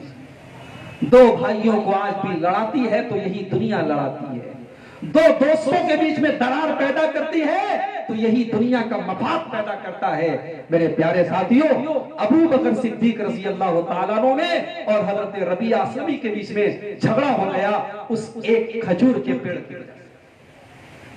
حضرت ربیعہ کہتے ہیں حضرت ابو بکر صدیق رضی اللہ تعالیٰ عنہ نے غصے میں کوئی نازیبا بات مجھ کو کہہ دی جو مجھے بہت بری لگی۔ ہم یہ تو نہیں کہہ سکتے نعوذ باللہ کہ حضرت ابو بکر صدیق رضی اللہ تعالیٰ عنہ نے گالی دی ہوگی، حاشا وکلا، صحابی رسول ہیں، ان لوگوں کا کردار بہت پاک تھا، لیکن ہاں انسان کو غصہ آتا ہے، ہو سکتا ہے کہ کوئی سخت جملہ کہہ دیا، اور حضرت ربیعہ کہتے ہیں کہ ابو بکر صدیق کا وہ جملہ مجھے بہت برا لگ گیا کہ اتنا پیارا اور اتنا پرانا رشتہ تھا ابو بکر صدیق رضی اللہ تعالیٰ عنہ سے، اور ایک کھجور کے پیڑ کو لے کر کے انہوں نے مجھے اتنا برا بلا کیا۔ لیکن پھر حضرت ابو بکر کو احساس ہوا کہ مجھے یہ جملہ، مجھے یہ بات نہیں کہنی چاہیے۔ حضرت ابو بکر آتے ہیں، اے ربیعہ مجھ سے غلطی ہو گئی، میں نے جو بات کہی تھی مجھے نہیں کہنی چاہیے تھی، اے ربیعہ اب ایک ہی راستہ ہے, جو بات میں نے تم کو کہی تھی وہی بات تم ریپیٹ کر کے مجھے کہہ دو. جو جملہ میں نے تمہارے لیے استعمال کیا تھا وہی جملہ تم میرے لیے استعمال کر دو, تاکہ معاملہ برابر برابر ہو جائے اور اللہ کے یہاں میری پکڑ نہ ہو. حضرت ربیہ نے کہا کہ نہیں, میں کیسا ایسا جملہ کہہ سکتا ہوں, آپ اللہ کے رسول کے سب سے جلیل القدر صحابی ہیں, میں آپ کے لیے ایسا جملہ نہیں بول سکتا. حضرت ابو بکر نے کہا نہیں, تمہیں یہ جملہ کہنا پڑے گا, وَإِلَّا اسْتَعْدَيْتُ إِلَىٰ رَسُولِ اللَّهِ صلی اللہ علیہ وسلم, ورنہ میں یہ معاملہ لے کر کے اللہ کے رسول کے پاس. چنانچہ حضرت ابو بکر صدیق رضی اللہ تعالیٰ عنہ یہ مسئلہ لے کر کے اللہ کے رسول کے پاس جانے لگے, اور پیچھے پیچھے حضرت ربیہ بھی جا رہے ہیں. راستے میں حضرت ربیہ کے خاندان کے, ان کے گھر کے کچھ لوگ مل گئے. انہوں نے کہا ربیہ کیا معاملہ ہے؟ حضرت ربیہ نے پوری بات بتائی, پورا معاملہ بتایا. تو خاندان کے لوگوں نے کہا کہ اے ربیہ, غلطی تو ابو بکر سے ہوئی ہے, تم کیوں پیچھے پیچھے جا رہے ہو؟ غلطی تو ابو بکر نے کی ہے, ابو بکر صدیق نے ایسا جملہ کہا ہے, اب وہ معافی مانگیں گے, تم کیوں پیچھے پیچھے جا رہے ہو؟ حضرت ربیہ رضی اللہ تعالیٰ عنہ نے کہا اے میرے خاندان کے لوگوں, اے میرے قبیلے کے لوگوں, کیا تمہیں معلوم نہیں ہے یہ ہستی کون ہے؟ یہ حضرت ابو بکر صدیق رضی اللہ تعالیٰ عنہ ہیں, یہ اللہ کے رسول کے سب سے محبوب صحابی ہیں. اگر اللہ نہ کرے یہ اللہ کے رسول کے پاس جا کر کے یہ بات کہہ دیں اور اللہ کے رسول کو غصہ آ جائے, اور پھر اللہ کے رسول کے غصے کی وجہ سے اللہ کو غصہ آ جائے, تو میری تو دنیا اور آخرت برباد ہو جائے گی. نہیں, میں جا رہا ہوں تاکہ معاملے کو سنبھالنا. جب حضرت ربیہ پہنچے تو حضرت ابو بکر صدیق رضی اللہ تعالیٰ عنہ نے پوری بات اللہ کے رسول صلی اللہ علیہ وسلم سے بتا دی تھی کہ اللہ کے نبی ایسا ایسا میرے ساتھ معاملہ ہوا ہے. اللہ کے رسول نے پوچھا اے ربیہ, یہ کیا معاملہ ہو گیا ہے تمہارے بیچ میں, ابو بکر صدیق کے بیچ میں؟ کہا اے اللہ کے نبی, کھجور کے ایک پیڑ کو لے کر کے ہمارے اور ان کے بیچ میں جھگڑا ہو گیا, اور اے اللہ کے نبی, ابو بکر صدیق رضی اللہ تعالیٰ عنہ نے غصے میں کوئی سخت بات مجھے کہہ دی ہے, اب وہ یہ چاہتے ہیں کہ میں وہی بات ان کو کہہ دوں. اے اللہ کے نبی, میں ایسا نہیں کر سکتا, میں ایسا نہیں کہہ سکتا. نبی اکرم نے فرمایا اے ربیہ, تم بالکل صحیح کہہ رہے ہو, تمہیں ایسا کہنے کی کوئی ضرورت نہیں ہے, تم صرف اتنا کہہ دو یغفر اللہ لک ابا بکر, اے ابو بکر جاؤ اللہ تمہیں معاف کرے, اے ابو بکر تم سے غلطی ہو گئی, تم سے خطا ہو گئی, جاؤ تمہیں اللہ معاف کر دے, تم اتنا کہہ دو. حضرت ربیہ کہتے ہیں جب میں نے یہ جملہ کہا یغفر اللہ لک ابا بکر, اے ابو بکر میں اپنی طرف سے بھی آپ کو معاف کرتا ہوں, اور جائیے اللہ بھی آپ کو معاف کرے. جب میں نے یہ جملہ کہا میں نے کیا دیکھا, ذرفت عیناہ, حضرت ابو بکر کی آنکھوں سے آنسو بہ رہے, حضرت ابو بکر زار و قبار ہو رہے. یہ صحابہ تھے میرے پاس, ان کے بیچ میں کہاں سنی ہو گئی تو ایک دوسرے سے معافی مانگ لیتے تھے. آج ہمارے اور آپ کے بیچ میں ذرا سی باتوں پہ لاٹھی ڈنڈے, یہاں تک کہ ہتھیار تک نکل جاتے ہیں. اللہ ہم پر رحم کرے. طاقت اگر آپ کے پاس ہے, طاقت کا غلط استعمال مت کیجئے. ہمارے نوجوانوں کے ساتھ یہ بہت بڑا مسئلہ ہے. پانچواں بگاڑ جو اپنی نوجوان نسل کے اندر ہم دیکھ رہے ہیں, پانچواں بگاڑ یہ ہے کہ ہماری نوجوان نسل کی ایک بڑی تعداد آج نشے کا شکار ہے, اور وہ نشہ گٹکھا سے شروع ہوتا ہے, گٹکھا اور سگریٹ اور بیڑی سے شروع ہوتا ہے, اور جا کر کے ختم کہاں ہوتا ہے؟ ڈرگس کے اوپر. اسی گجرات کے سورت سے بہت زیادہ دور نہیں ہے بمبئی کی سرزمین. بمبئی میں ایک جگہ ہے ممبرا, پورا مسلم علاقہ ہے. اسی ممبرا کے اندر ایک نشیلا پاؤڈر تھا, ایک ڈرگس تھا جو مسلمان نوجوان کثرت سے استعمال کر رہے تھے, اور وہاں کے ڈاکٹروں نے یہ رپورٹ دی کہ یہ اتنا خطرناک پاؤڈر ہے کہ اس کو جو لڑکے استعمال کر رہے ہیں ان کی پوری اکڑیاں دھیرے دھیرے گل رہی ہیں, اور 6 مہینے کے اندر ان کا کام ختم ہو جائے گا. اس طریقے سے ڈرگس مسلمانوں کے علاقوں میں اور نوجوانوں کے اندر سپلائی ہو رہا ہے, اور ہمارا نوجوان اس کو استعمال کر رہا ہے. میرے پیارے ساتھیوں, جس مذہب کے اندر, جس شریعت کے اندر یہ کہا گیا ہو کہ ما اسکر کثیرہ فقلیلہ حرام, जो चीज ज्यादा मिकदार में इस्तेमाल करने से नशा पैदा होता है, अगर एक बोतल शराब पीने से नशा पैदा होता है तो एक घूंट भी शराब पीना हराम है। अगर ढेर सारा तंबाकू खाने से नशा पैदा होता है तो सिगरेट के अंदर थोड़ा सा तंबाकू है, बीड़ी के अंदर थोड़ा सा तंबाकू है, गुटखा के अंदर थोड़ा सा तंबाकू है, वो थोड़ा सा तंबाकू भी आपके लिए हराम है। जिस दीन के अंदर ये कहा गया हो कुल्लु मुस्किरिन खम्रुन, हर नशे वाली चीज शराब है, वो कुल्लु खम्रिन हराम, और शराब हराम है। जिस दीन के अंदर इतना खराब कहा गया हो, और अल्लाह के नबी सल्लल्लाहु अलैहि वसल्लम ने शराब के बारे में यहां तक फरमाया मन शरीबहा वक़अ अला उम्मिही व खालतिही व अम्मतिही, शराब तमाम बुराइयों की जड़ है। शराब पीने के बाद मुसलमान याद रखे कि शराब पीने के बाद इंसान अपने होश में नहीं रहता है, अपनी माँ के साथ भी गलत काम कर सकता है, अपनी खाला के साथ भी कर सकता है, अपने सगे महरम रिश्तेदारों के साथ भी कर सकता है। लेकिन अफसोस की बात है आज हमारे बहुत सारे नौजवान नशे का शिकार हैं, शराब का शिकार हैं, ड्रग्स के शिकार हैं। ये पांचवा बिगाड़ है जो अपनी नौजवान नस्ल के अंदर हम पा रहे हैं। छठा बिगाड़ नंबर 6, इंटरनेट का जमाना है। यूट्यूब आपने खोला, किसी की तकरीर आपने सुनी, तकरीर आपको लगा कि अच्छी तकरीर हो रही है, आप तकरीर सुनने लगे। आपने अपने उलमा से ये नहीं पूछा कि ये जिसकी तकरीर मैं सुन रहा हूं इसकी बातें बज़ाहिर तो बहुत अच्छी हैं, लेकिन कहीं ऐसा तो नहीं कि मुसलमान के भेष में ये आदमी कादियानी है, मुसलमान के भेष में ये आदमी राफिजी है, मुसलमान के भेष में ये आदमी हमें इस्लाम से दूर कर रहा है। आज इस तरीके के कितने लोग हैं इंटरनेट पर जाल फैलाए हुए हैं, और हमारा नौजवान उनके जाल का बड़ी आसानी से शिकार हो रहा है। अभी हमारे उत्तर प्रदेश के अंदर बड़ी मशहूर जगह है मऊनाथ भंजन, हमारे बनारस से 100 किलोमीटर दूर है। मऊ के अंदर कितने नौजवान हैं, जो शकील बिन हनीफ नाम का एक आदमी है जो दरभंगा बिहार का रहने वाला है और इस वक्त औरंगाबाद में रहता है, और जो अपने आप को इमाम मेहदी कह रहा है, जो अपने आप को मेहदी कह रहा है और अपने आप को नबी कह रहा है, उस झूठे और मक्कार इंसान को मेहदी मानने और नबी मानने वाले हमारे और आपके बीच में बहुत सारे नौजवान पैदा हो रहे हैं। इस एक हफ्ता भी नहीं हुआ है मऊ के अंदर कई नौजवान उसके जाल का शिकार हुए हैं। मेरे भाइयों, ये बहुत बड़ा फितना है जो हमारे नौजवान नस्ल को अपनी चपेट में ले रहा है। याद रखो, हर वो आदमी जो इंटरनेट पर तकरीर करे और जो बज़ाहिर कुरान की आयतें पढ़े, जरूरी नहीं कि वो सही अकीदे का हो, वो सही मनहज का हो। अपने मुस्तनद उलमा से जानकारी हासिल करो और पूछो इस इंसान का मनहज क्या है, इस इंसान का अकीदा क्या है। कहीं ऐसा ना हो वो आपको गलत ट्रैक पर लेकर चल के चला जाए, वो आपको सहाबा के खिलाफ भड़का दे, वो आपको नबी के खिलाफ भड़का दे, वो आपको इस्लाम के खिलाफ भड़का दे।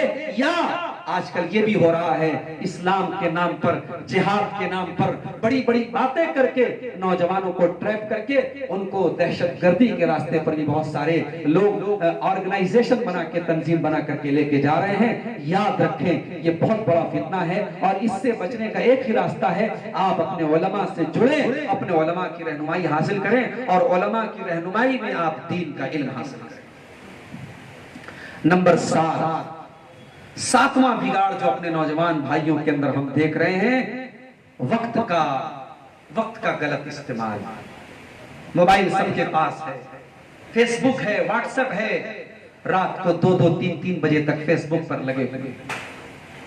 आप चाय की दुकानों पर चले जाइए, आप पान की दुकानों पर चले जाइए, गैर लोगों से ज्यादा आपको मुसलमान नौजवान बैठ करके चाय की दुकानों पर गपशप करते नजर आएंगे, पान की दुकानों पर बैठ करके बातें करते नजर आएंगे। आज दुनिया के पास टाइम नहीं है और हमारे नौजवानों के पास इतना टाइम है कि वो टाइम बर्बाद कर रहा है, वो टाइम पास कर रहा है। नहीं मेरे भाइयों, अपनी जिंदगी के एक एक मिनट की कदर करो, अपनी जिंदगी का एक एक मिनट सही जगह इस्तेमाल करो। अल्लाह के प्यारे नबी जनाब मोहम्मद रसूलुल्लाह सल्लल्लाहु अलैहि वसल्लम फरमाते हैं, नेमतान मक़बूनुन फीहिमा कसीरुम मिनन नास दो नेमतें ऐसी हैं कि लोग उनकी कदर नहीं करते, लोग उनकी वैल्यू नहीं समझते। अस्सेहत वल फराग, वो कौन सी दो नेमतें हैं? एक इंसान की तंदुरुस्ती है और दूसरे इंसान का टाइम है। तंदुरुस्ती आज है कल नहीं रहेगी, आज टाइम है कल नहीं रहेगा। जब तक तंदुरुस्ती है, जब तक सेहत है और जब तक टाइम है, इन दो नेमतों का सही इस्तेमाल करो, टाइम मत बर्बाद करो। मोबाइल चलाओ, व्हाट्सएप चलाओ, फेसबुक चलाओ, मगर रात को 2-2 बजे तक मत चलाओ। मोबाइल का सही इस्तेमाल करो, एक लिमिट में इस्तेमाल करो, अपनी सेहत को मत बर्बाद करो, अपने बच्चों और अपनी बीवी को वक्त दो, अपने माँ बाप को वक्त दो, सारा टाइम अपने मोबाइल को। नंबर 8, आठवां बिगाड़ जो हमारी नौजवान नस्ल के अंदर हम देख रहे हैं, दुनिया परस्ती का बिगाड़ आ रहा है। माल आना चाहिए चाहे जैसे भी आए, पैसा कमाना है, बनारस छोड़ के आए हैं सूरत, रातों रात अमीर बनना है, अब चाहे जो काम करना पड़े हम करेंगे। ये अगर सोच है मेरे भाइयों, तो याद रखो ये सोच आपको बर्बाद कर देगी।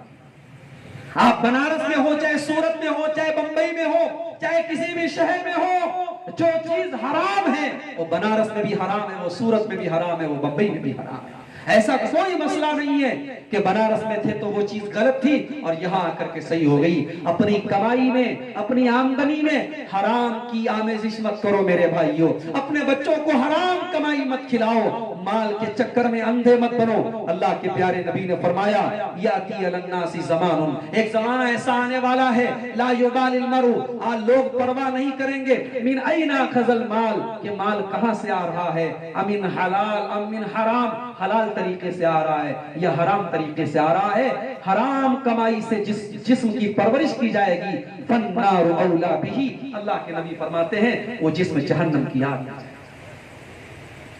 मान लीजिए बकरियों का बाड़ा है, बकरियों का बाड़ा है, 150 बकरियां हैं उसके अंदर, और उस बकरी के बाड़े के अंदर अगर हम 2 भूखे भेड़ियों को उस बाड़े के अंदर छोड़ दें तो वो भेड़िए क्या करेंगे? वो भेड़िए उन बकरियों को चीर फाड़ेंगे, वो भेड़िए उन बकरियों को खा जाएंगे, खत्म कर देंगे। अल्लाह के नबी जनाब मोहम्मद रसूलुल्लाह सल्लल्लाहु अलैहि वसल्लम फरमाते हैं, माज़ीबानी जागिरान उर्सिला फी गनमिन, किसी बकरी के बाड़े में जब 2 भेड़ियों को छोड़ दिया जाए, 2 भूखे भेड़ियों को छोड़ दिया जाए, तो वो उतनी तबाही नहीं मचाएंगे जितनी तबाही माल के चक्कर में और दुनिया के लालच के चक्कर में इंसान के अंदर पैदा हो जाती है। माल कमाने के चक्कर में इंसान अपने दीन को बर्बाद कर लेता है। तो माल कमाओ मेरे भाइयों, बिल्डिंग बनाओ, मकान बनाओ, मगर हराम कमाई से बचो। याद रखो अल्लाह के प्यारे नबी सल्लल्लाहु अलैहि वसल्लम ने हमें ये तालीम दी है, इय्याका वत्तनउम फइन्न इबादल्लाहि लैसु बिल मुतनइमीन। ऐश परस्त मत बनो, अय्याश मत बनो। अय्याशी करने वाले अल्लाह के नेक बंदे नहीं होते हैं। जिंदगी अल्लाह ने आपको दी है, जिंदगी का मजा आप उठाइए, शरीयत की हद में रह करके हराम तरीके से अय्याशी मत कीजिए। अय्याशी करने वाले अल्लाह के नेक बंदे नहीं होते। नंबर 9, नौजवानों के अंदर नवा बिगाड़। और मैं 10 चीजें बयान करके बात खत्म करूंगा, मेरे ख्याल से वक्त भी ज्यादा हो रहा है, 11 बजे तक का शायद प्रोग्राम खत्म करने का भी इरादा है। नवी चीज, नवा बिगाड़ जो अपनी नौजवान नस्ल के अंदर हम देख रहे हैं मेरे भाइयों, गैरों की नकल करना, गैरों की नकल करना। कपड़ा, बाल, चेहरा, सारा हमने बॉलीवुड के हीरो और बॉलीवुड के एक्टर्स को हमने अपना आइडियल बना के हमने रखना शुरू किया है। अल्लाह के नबी की सही हदीस है, आपने मना किया है कि बाल को इस तरीके से न कटवाया जाए कि थोड़ा सा बाल कहीं का है और थोड़ा सा नहीं है। लेकिन आप हमारे नौजवानों के बाल देखें, कसरत से ऐसे नौजवान आपको मिलेंगे जो अल्लाह के रसूल की इस हदीस की मुखालफत कर रहे हैं। मेरे प्यारे साथियों, हजरत मुसअब इब्न उमैर भी तो आप ही के जैसे नौजवान थे। हाँ, ये मक्का के बड़े अमीर बाप के बेटे थे, बड़े अमीर घर की औलाद थे। ये जब घर से निकलते थे, हदीस की किताबें हमें बताती हैं, इतना बेहतरीन कपड़ा ये पहन करके निकलते थे कि पूरे मक्का में उतना बेहतरीन कपड़ा कोई नहीं पहनता था। ये जो इतर लगाते थे, वो इतर पूरे मक्का में कोई नहीं लगाता था। इनका जूता यमन से आता था, इनका कपड़ा हज़रमौत से आता था। ये इंपोर्टेड कपड़ा पहनते थे, इंपोर्टेड जूता पहनते थे। بڑے پیسے والے باپ کے بیٹے تھے. مگر یہی مصعب ابن عمیر جب اسلام لے آئے اور جب جناب محمد رسول اللہ صلی اللہ علیہ وسلم کا کلمہ پڑھ لیا، ان کے ماں باپ نے ان کو ان کے گھر سے نکال دیا. صحابہ کہتے ہیں وہی مصعب ابن عمیر جن کو کل ہم بہترین کپڑوں میں اور بہترین خوشبو میں دیکھا کرتے تھے، آج پوسیدہ اور پھٹے پرانے اور پیوند لگے کپڑوں میں ان کو مکہ میں چلتے ہوئے دیکھا کرتے تھے، اور صحابہ ان کو دیکھ کر کے ٹھنڈی آہیں بھرا کرتے تھے. اسلام لا کر کے انہوں نے سب کچھ اپنا قربان کر دیا. میں آپ سے یہ نہیں کہتا کہ آپ فیشن نہ کریں، آپ اچھا کپڑا نہ پہنیں، آپ اچھا پرفیوم نہ لگائیں، آپ اچھی عطر نہ لگائیں، مگر کم سے کم ایسا کپڑا تو مت پہنیں جو اسلام کی اور شریعت کے دائرے کے باہر ہے. بھئی آپ جیس کی پینٹ پہنتے پہنیں، مگر جیس کی پینٹ کم سے کم ایسی پہنیے جو آپ کے ٹخنے کے اوپر ہو، اور جب آپ نماز پڑھیں تو کہیں ایسا نہ ہو کہ آپ کی شرمگاہ نظر آنے لگے، آپ کی کمر نظر آنے لگے. ایسی پینٹ تو مت پہنیے، ایسا بال تو مت رکھیے. یہاں تو انہوں نے اپنا پورا شوق سنگھار، اپنا کپڑا، اپنا گھر بار سب کچھ چھوڑ دیا. اور یہی مصعب بن عمیر رضی اللہ تعالیٰ عنہ جب مدینہ پہنچے ہیں میرے پیارے ساتھیوں، انہوں نے اپنی جوانی کو اسلام کی تبلیغ میں لگا دیا، اور مدینہ کے زیادہ تر لوگ انہی کی تبلیغ سے اسلام لاتے ہیں. اور جب غزوہ احد میں حضرت مصعب بن عمیر جب شہید ہوتے ہیں تو صحابہ کہتے ہیں ہماری آنکھوں میں آنسو آ گئے جب ہم نے دیکھا کہ مکہ کا یہ کروڑ پتی باپ کا بیٹا اور بہترین کپڑے پہننے والا یہ نوجوان آج جب احد کے میدان میں جب شہید ہوا ہے تو اس کی لاش کو کفنانے کے لیے کفن کا کپڑا بھی نہیں ہے، بس ایک چھوٹی سی چادر ہے، سر کو ڈھاکا جاتا ہے، پیر کھل جاتا ہے، پیر کو ڈھاکا جاتا ہے، سر کھل جاتا ہے. کسی طریقے سے سر کو ڈھاکا گیا اور پیر کے اوپر گھاس وغیرہ ڈال کر کے ان کو دفنایا گیا. میرے پیارے ساتھیوں، صحابہ نے اس طریقے کی زندگی گزاری ہے. میں آپ سے یہ نہیں کہتا آپ پھٹے پرانے کپڑے پہنیں، آپ اچھے کپڑے نہ پہنیں، لیکن کم سے کم اپنے لباس میں، اپنے چال ڈھال میں نبی اکرم کی جو تعلیمات ہیں، جو آپ نے اصول بنائے ہیں، ان اصولوں کی پیروی کریں. ایسا بال مت رکھیے جس سے نبی نے منع کیا ہے، ایسا کپڑا مت پہنیے. میں اپنی ماں بہنوں سے بھی کہنا چاہوں گا ایسا کپڑا مت پہنیے، چاہے وہ جتنا بھی اس کا فیشن چل رہا ہو، جو شریعت کے خلاف ہو، جو اسلام کے خلاف. اور نمبر 10 اور آخری بگاڑ، آخری جو چیز نوجوانوں کے اندر ہم دیکھ رہے ہیں، جو بگاڑ دیکھ رہے ہیں، وہ یہ ہے کہ ہمارے بہت سارے نوجوان دین کا علم بھی حاصل کر رہے ہیں. الحمدللہ بہت اچھی بات ہے، مگر علم دین حاصل کرنے کا مقصد کیا ہے؟ نام کمانا ہے. علم دین حاصل کرنے کا مقصد کیا ہے؟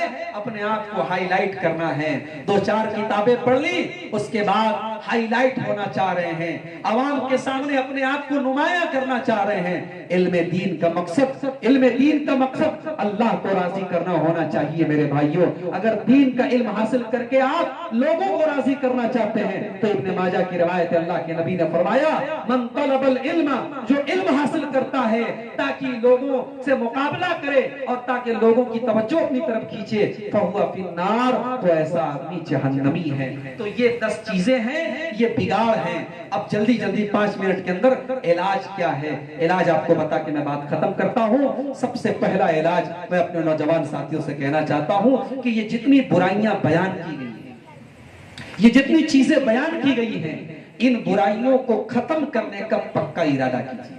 اگر آپ شراب پیتے ہیں، آج سے اور ابھی سے ارادہ کیجئے کہ انشاءاللہ ہم کبھی اب شراب کو ہاتھ نہیں لگائیں گے. اگر آپ بے نمازی ہیں، ابھی یہاں بیٹھ کر کے یہ عزم کیجئے کہ ہم انشاءاللہ فجر کی نماز میں حاضر ہوں گے اور 5 ٹائم کی نماز کی پابندی کریں گے. اگر آپ کسی بھی طریقے کے غلط کام میں مبتلا ہیں تو آپ پہلے پکا ارادہ کیجئے، عزم مصمم کیجئے، انشاءاللہ اللہ آپ کی مدد کرے گا. اللہ قرآن میں کہتا ہے فَإِذَا عَزَمْتَ فَتَوَكَّلْ عَلَى اللَّهِ، پہلے تم اپنا عزم و حوصلہ کرو، پکا ارادہ کرو، اور اس کے بعد اللہ کے حوالے کر دو، اللہ ضرور تمہاری مدد کرے گا.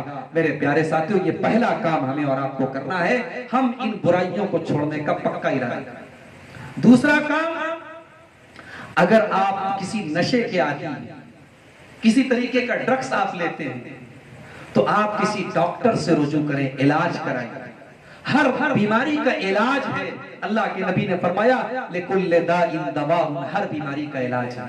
ہمارے بہت سارے نوجوان ہیں جو آج کل موبائل پر گندی فلمیں دیکھنے کی بیماری کے شکار ہیں. اور مجھے یہ کہنے دیجئے کہ موبائل جب سے ہمارے اور آپ کے ہاتھوں میں آیا ہے بہت سارے گناہ آسان ہو گئے ہیں.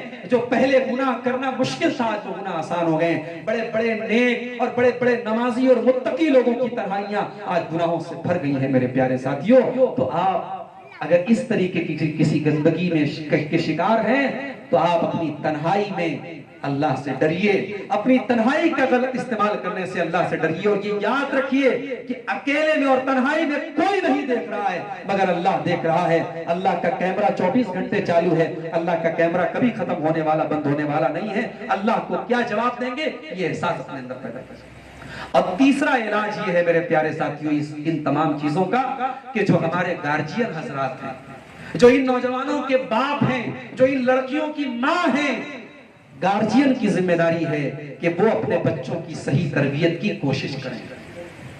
لڑکا کہاں جا رہا ہے, لڑکی کہاں جا رہی ہے, 2 بجے رات تک لڑکی کس سے باتیں کر رہی ہے, ہماری لڑکی کیسا کپڑا پہن رہی ہے, ہمارا لڑکا کہاں جا رہا ہے, یہ نظر رکھنا آپ کی ذمہ داری ہے, یہ آپ کا کام ہے.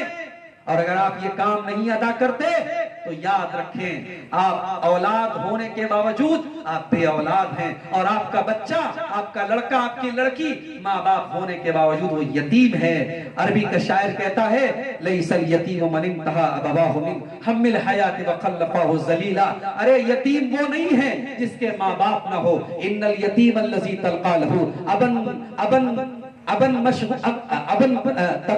تخلت او ابن مشغولا. یتیم تو وہ ہے جس کی ماں کو, جس کے باپ کو فرصت نہ ہو کہ اپنے بچوں کی خبر رکھے. تو بچوں پر نگرانی کیجئے, بچوں سے اگر کوئی غلط کام ہو رہا ہے ان کو سمجھائیے, ان کی تربیت اور اصلاح کی کوشش کیجئے. اور اس طریقے کے دینی جلسوں میں, دینی پروگراموں میں شامل ہوئیے. اس طریقے کے جلسوں میں جانے سے بھی آپ کے ایمان میں اضافہ ہوگا اور دل صاف ہوگا, روح کا تزکیہ ہوگا, دل کا تزکیہ ہوگا. اور اسی طریقے سے اللہ سے دعا بھی کرتے رہیے. باپ دعا کرے اپنی اولاد کے لیے. بڑی بہترین دعا اللہ نے قرآن میں سکھائی, ربنا حب لنا من ازواجنا وذریاتنا قرۃ اعین. اے اللہ ہمارے بیوی بچوں کو ہماری آنکھوں کی ٹھنڈک بنا دے. اے اللہ ہمارے بیوی بچوں کو ہماری آنکھوں کی ٹھنڈک بنا دے. وجعلنا للمتقین اماما, اور ہمیں متقیوں کا امام بنا دے. یہ دعا کرتے رہیے. اور میرے نوجوان ساتھیوں, آپ کے اندر اگر کوئی خرابی اور بگاڑ ہے آپ اللہ سے دعا کیجئے, یا مصرف القلوب صرف قلوبنا علی طاعتک. اے دلوں کے پھیرنے والے میرے دل کو اپنے دین پر لگا دے, اپنے دین کے کاموں میں لگا دے, اپنی اطاعت کے کاموں میں لگا دے. یہ دعا کرتے رہیے, اس لیے کہ دلوں کو پھیرنے والا وہی ہے. یہ چند باتیں تھی نوجوانوں کے بگاڑ کے تعلق سے, ان کے اسباب اور علاج کے تعلق سے. موضوع بہت طویل تھا, چونکہ وقت بھی مختصر تھا, میں نے جلدی یہ باتیں رکھی ہیں آپ کے سامنے. اللہ سے یہ دعا کرتا ہوں رب العالمین ان باتوں پر ہم سب کو عمل کرنے کی توفیق نصیب فرمائے. جو خرابیاں بیان کی گئی ہیں الہ العالمین ان خرابیوں سے ہم تمام نوجوان بھائیوں کو محفوظ رکھے, ہماری ماں بہنوں کو محفوظ رکھے. اللہ ہمیں اپنے گھر کے ماحول کو دیندار بنانے کی توفیق نصیب فرمائے.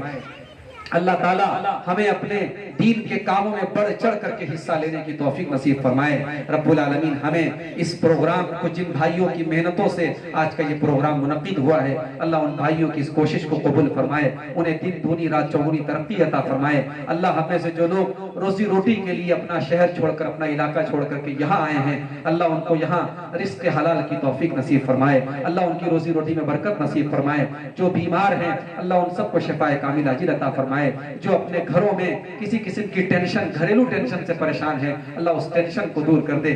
گھروں میں بھائی بھائی میں اگر اختلاف ہے, ساس بہو میں اگر اختلاف ہے, اللہ ان سارے اختلافات کو ختم کر کے سب کے دلوں کو ملا دے. اللہ ہمارے جان و مال کی, ہماری عزت و آبرو کی حفاظت فرمائے. اللہ ہماری مسجدوں کی حفاظت فرمائے. اللہ ہمارے ملک ہندوستان کی حفاظت فرمائے. ہمارے ملک کو شریروں کے شر سے, ظالموں کے ظلم سے بچا کر کے رکھے. اللہ ہمیں جب تک دنیا میں زندہ رکھے اسلام پر زندہ رکھے, اور خاتمہ ہم سب کا ایمان پر ہو. آمین. وآخر دعوانا الحمد للہ رب العالمین. والسلام علیکم ورحمۃ اللہ وبرکاتہ.